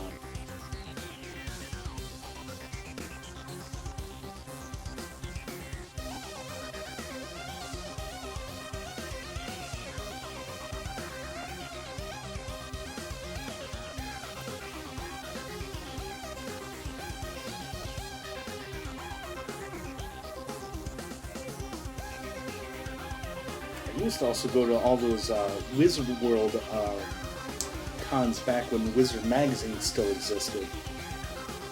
Those were fun. I know Wizard World conventions are still around, but they're not like they used to be. They used to be great when Wizard was still around.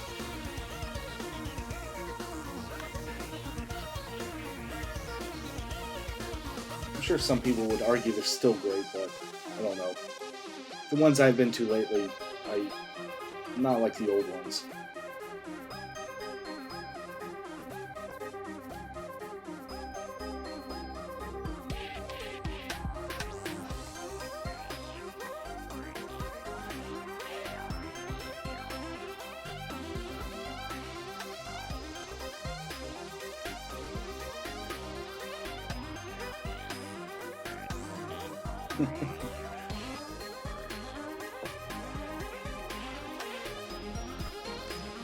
So you got to meet Patrick Stewart. Are you a Star Trek fan or just a X-Men fan?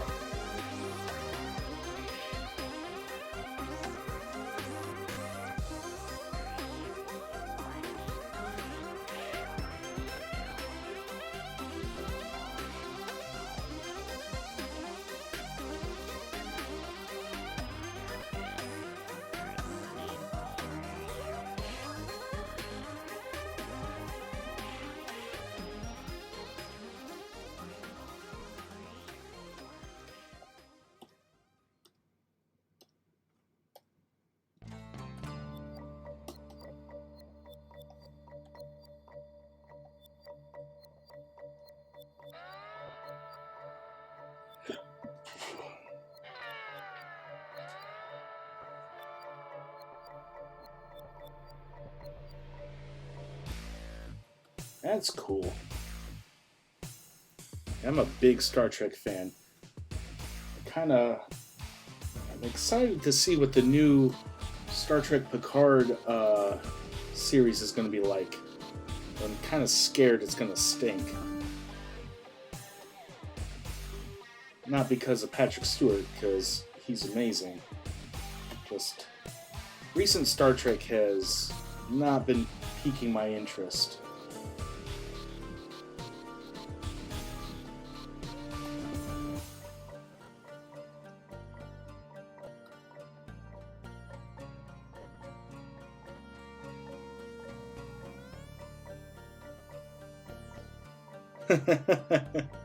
Yeah, well, I think, again, I think Patrick Stewart's going to do a great job, but he can only do so well. I mean, if the writing is crummy, if the special graphic, graphic artists aren't too good, if the special effects artists kind of stink, if the editors do a bad job, Patrick Stewart can only do so much.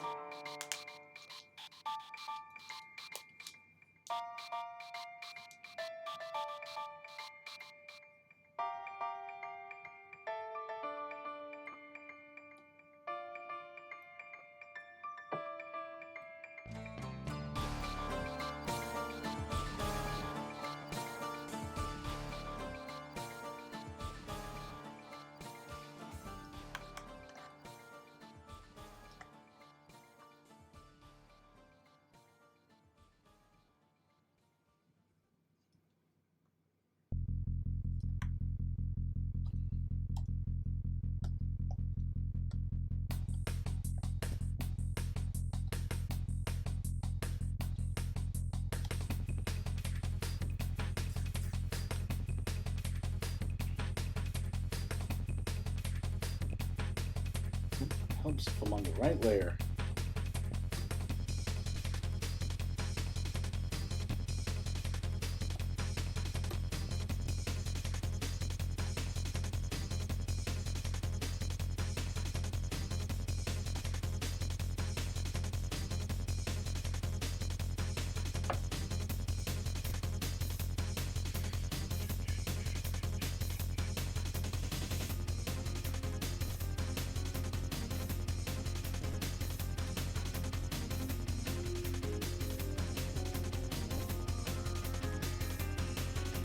Cross that bridge a little bit later, but I think I'm gonna have to tone down how contrasty she is. I have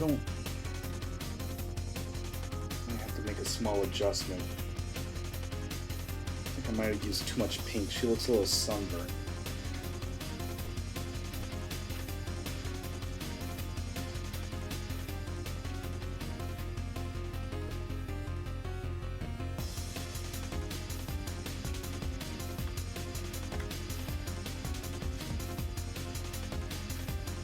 Let's get the swords done first, and then we can make adjustments to her.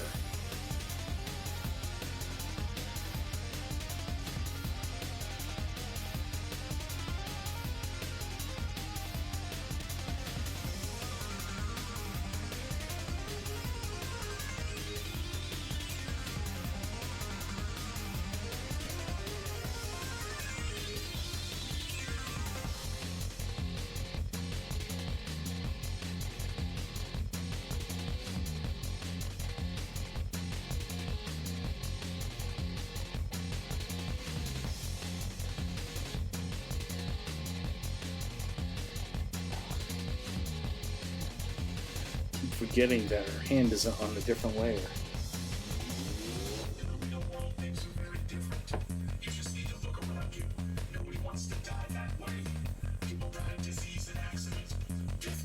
I gotta make sure I'm on the right layer. Oy.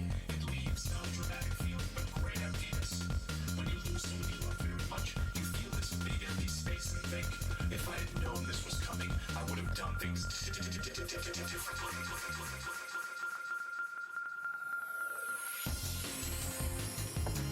It's really bothering me now, so let's adjust her skin now.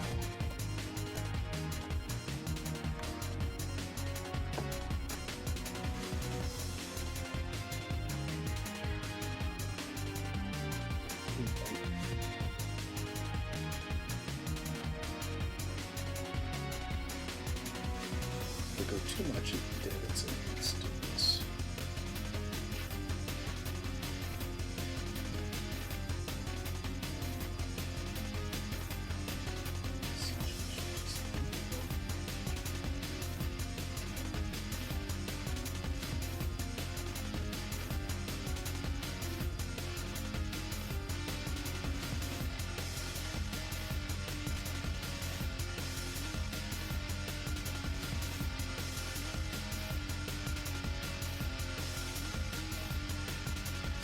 I just made her blue. How's that? Straight up, we'll make her green.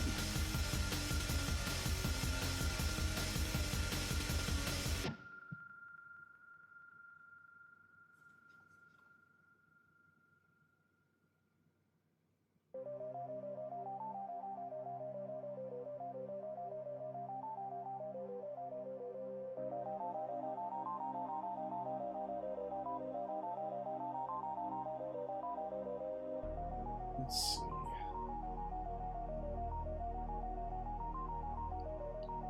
If I just up the saturation and the color, just make her crazy colors.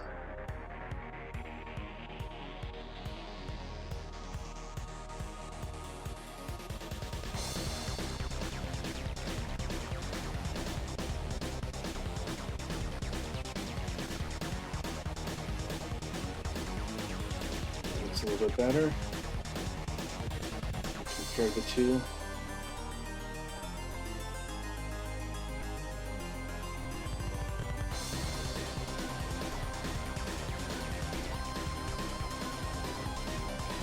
Actually, did I even do anything?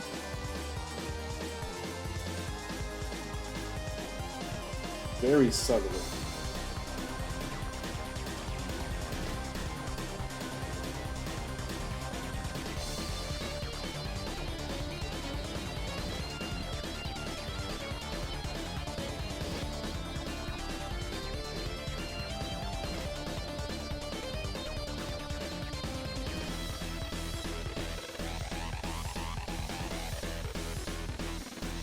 want to make it too yellow.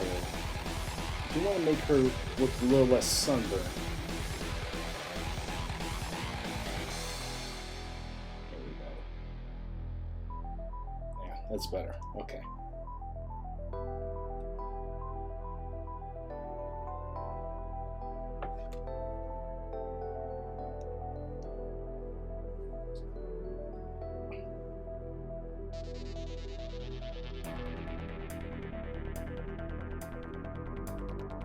Let's see before I lose anything here.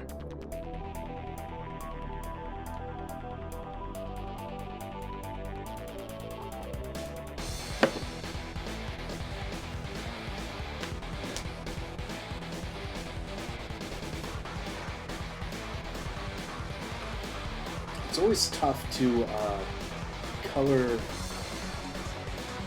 dull metal objects, because you want to make them look like they're metal,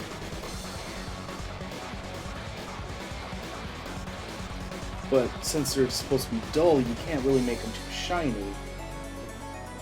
and because they're dull, they don't reflect a lot of light. In this example, they are dark in color, so it's pretty tough.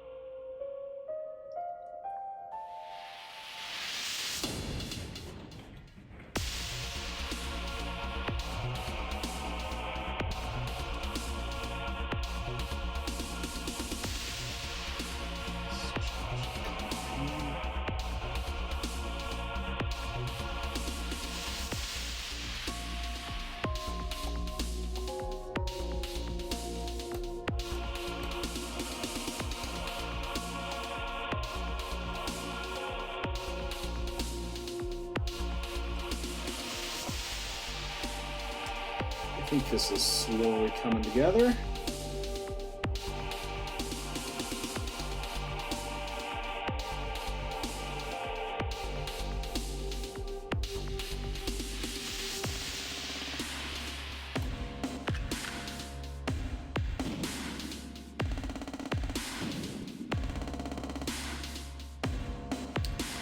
So I've been doing this for 2.5 hours, and usually this is about when I would call it a day, but we are so close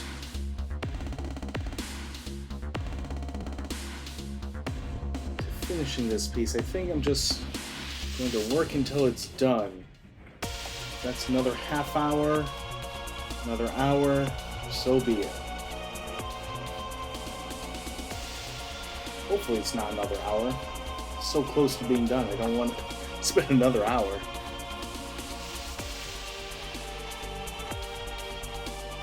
Alright, dude, I'll send you a message when it's all done. So, expect a message in like an hour or so. Thanks for stopping by and watching.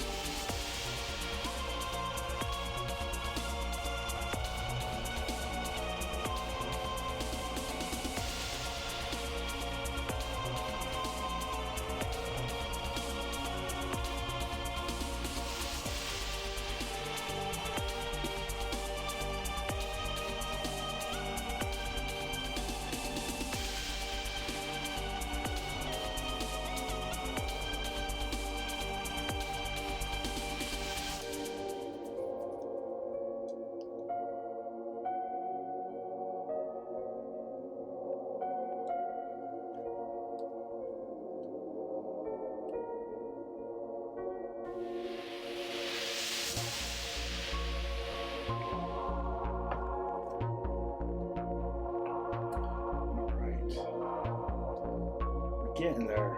We're getting there.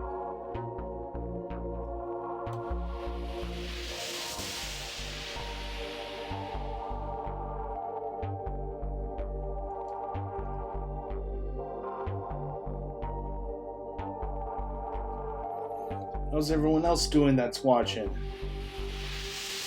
You guys having a good Saturday?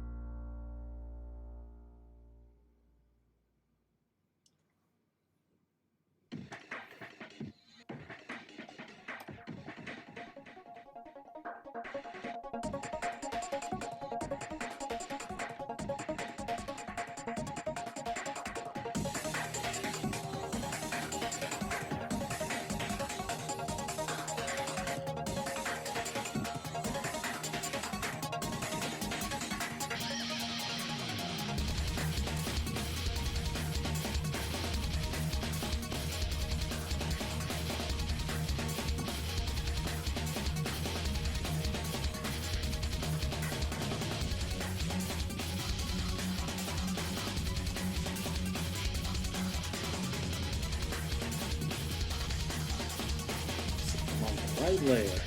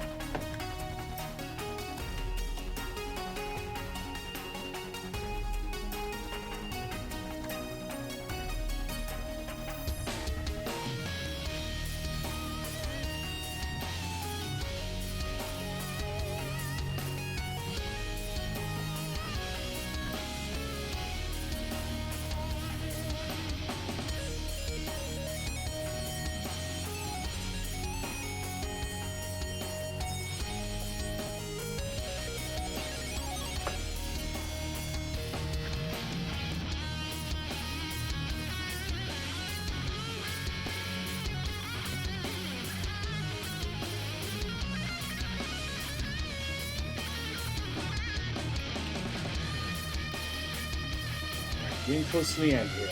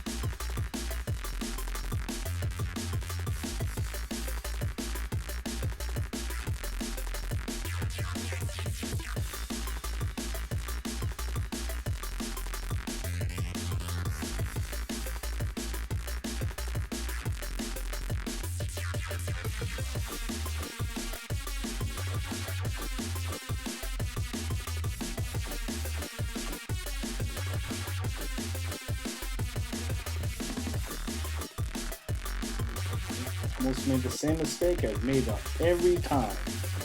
Almost right over her hands.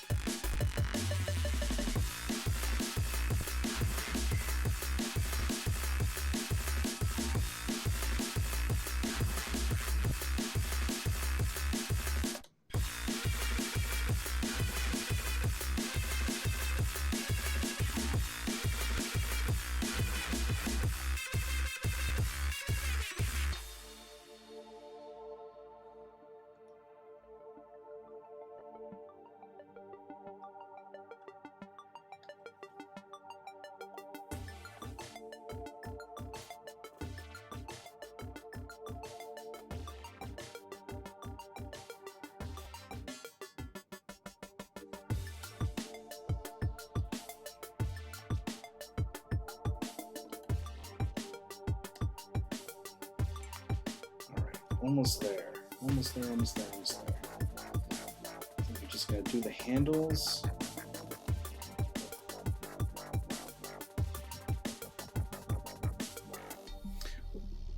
I don't know if any of you guys are still in the chat watching. What do you think if I blurred the background a little bit?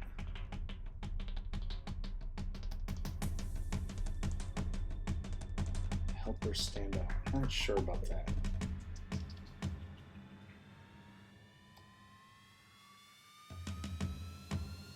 Might have to desaturate. I don't know what to do. Just a lot of color. I didn't really take value to account as much as I should have.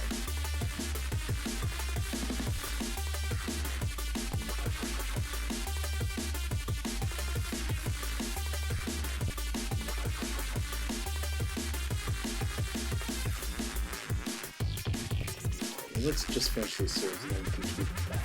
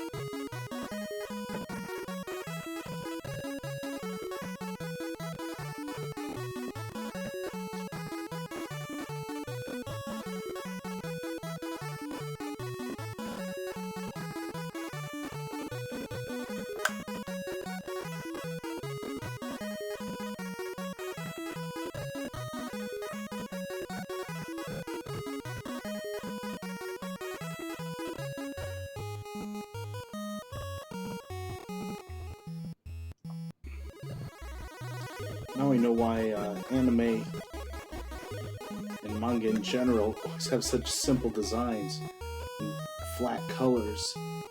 Just putting in highlights and shadows for all these little details are tedious.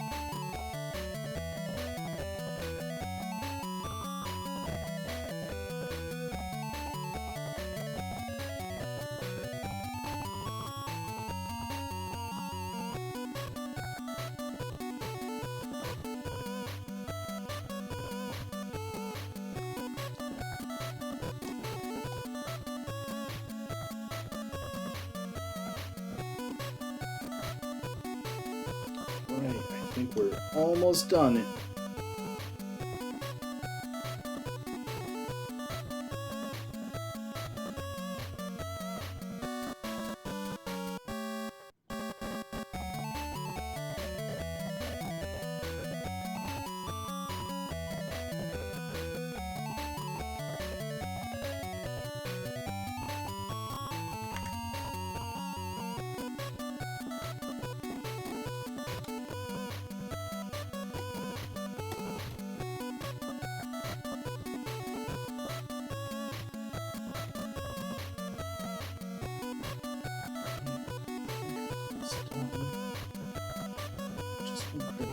A shadow and a cleavage here.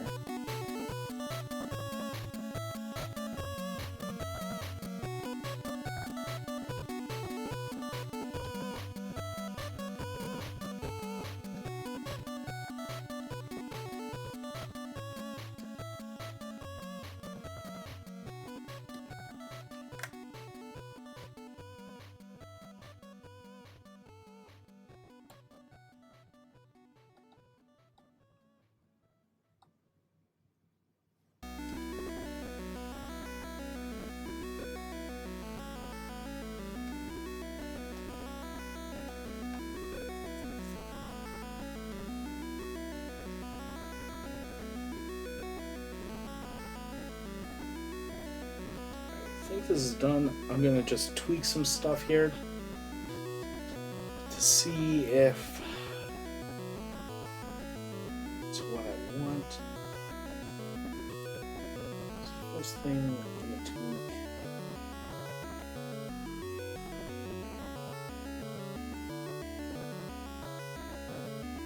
Is just blurring the background a little bit. Let's see if that helps with. I feel like there's just too much of the same value of brown. Like between the browns and the reds and all that. I think that's just too much.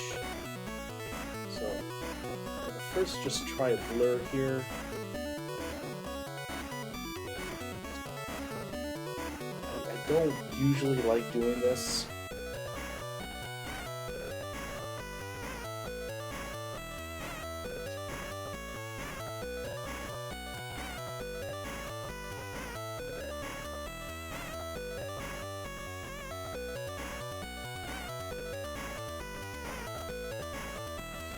It does help her stand out. It doesn't quite help my value. I might end up.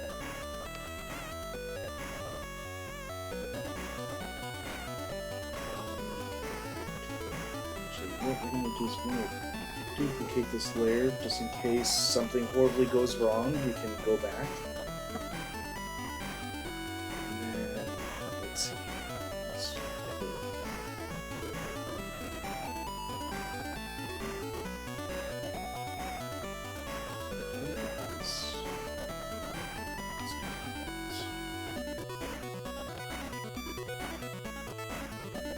So I think the issue is that she's red, a lot of red, a lot of pink, and the brown background's very red, so I think I want to remove some of the red, so I'm going to put in a little more cyan here, a little more green, more blue.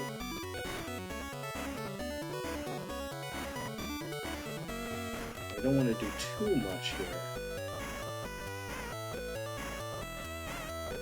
I do still want them to look like rocks. So if it gets too green, it's not going to look like stone anymore.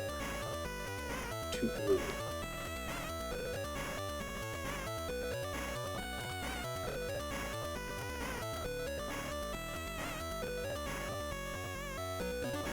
I think that helped.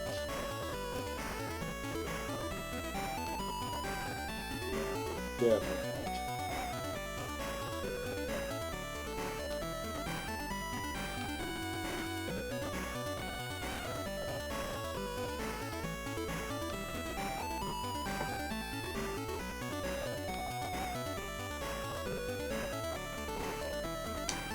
Another thing I want to try here.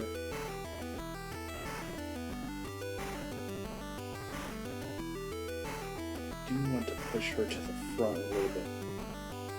Could we try that by graying this a little bit? By graying, I mean like taking out the saturation a little.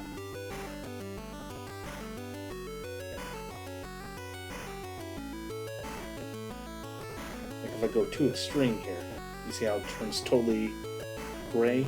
Obviously, I don't want that.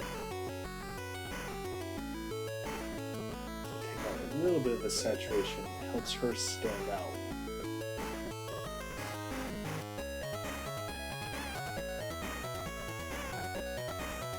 Right, nice. Okay.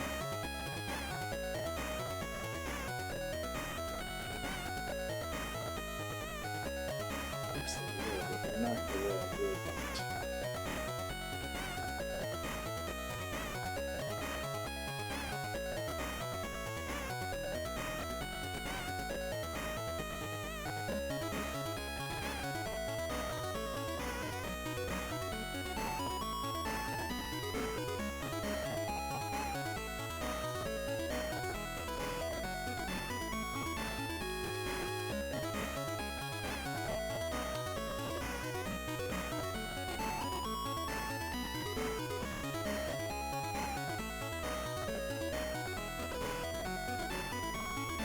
Not sure if I want.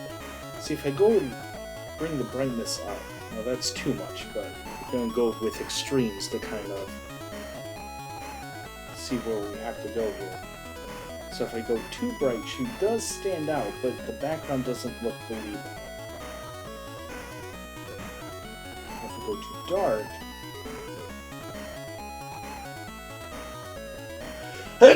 oh, excuse me. So if we go too dark, same problem. She still stands out, but it doesn't look realistic. And the question is, do I want to go just a little darker or a little bit lighter?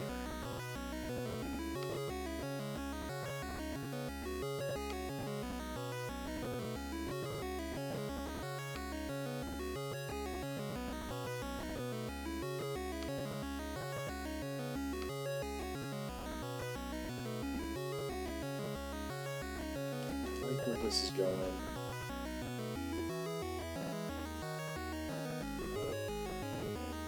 Duplicate this layer, now I'm going to try blurring it again.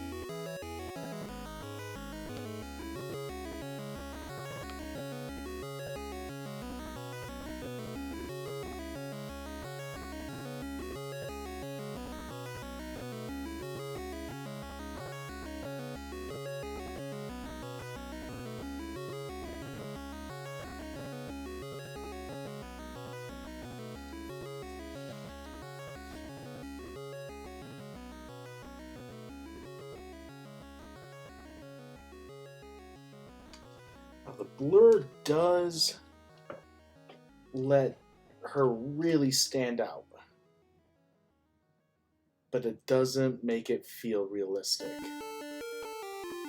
Because the ground should still be in focus. And the background should be blurry. You can't have that happening. So I think we're going to abandon the blur.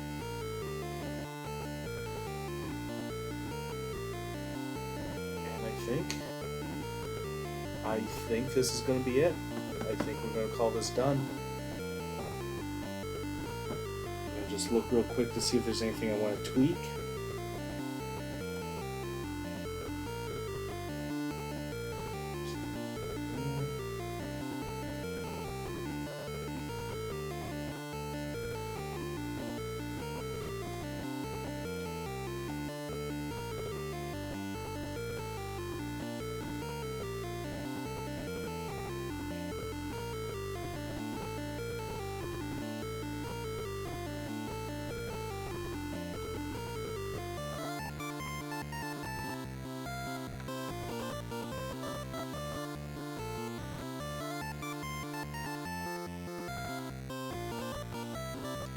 Let's see, and I've been streaming for about 3 hours. I think now's probably a good time to call it a day.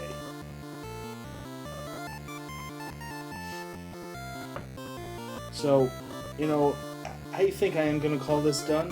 I think it's a good looking illustration. I hope you guys agree. I might tweak it a little bit, but probably not a whole lot. But that's not something you guys need to watch. Any tweaking is going to be a little bit on the more boring side, so I don't think you guys want to necessarily watch. So yeah, I want to thank everyone who's come and watched. I really appreciate it. My next stream is going to be on Tuesday. Normally it's a tutorial Tuesday, but I have so many commissions I got to get done. I think it's just going to be a commission day. I'll just work on commissions. I think that's all the stuff I gotta tell you. I really stink at closing these out, but do the things. You know, follow me if you want to donate to me. Subscribe, become a patron, blah blah blah blah blah blah, all that stuff that I'm supposed to tell you so I can make a living doing this. I don't know if I want to make a living doing Twitch, but you know, doing my art. That's what I do a living.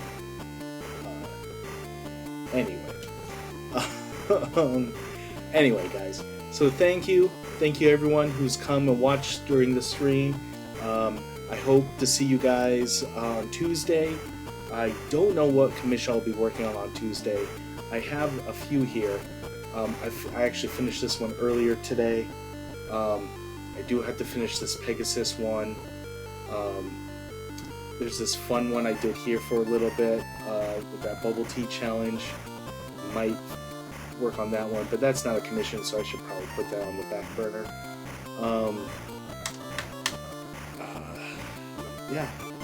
Alright, I'm rambling, so now's a good time to end it. Thank you, everyone. I'll see you on Tuesday, and have a great day.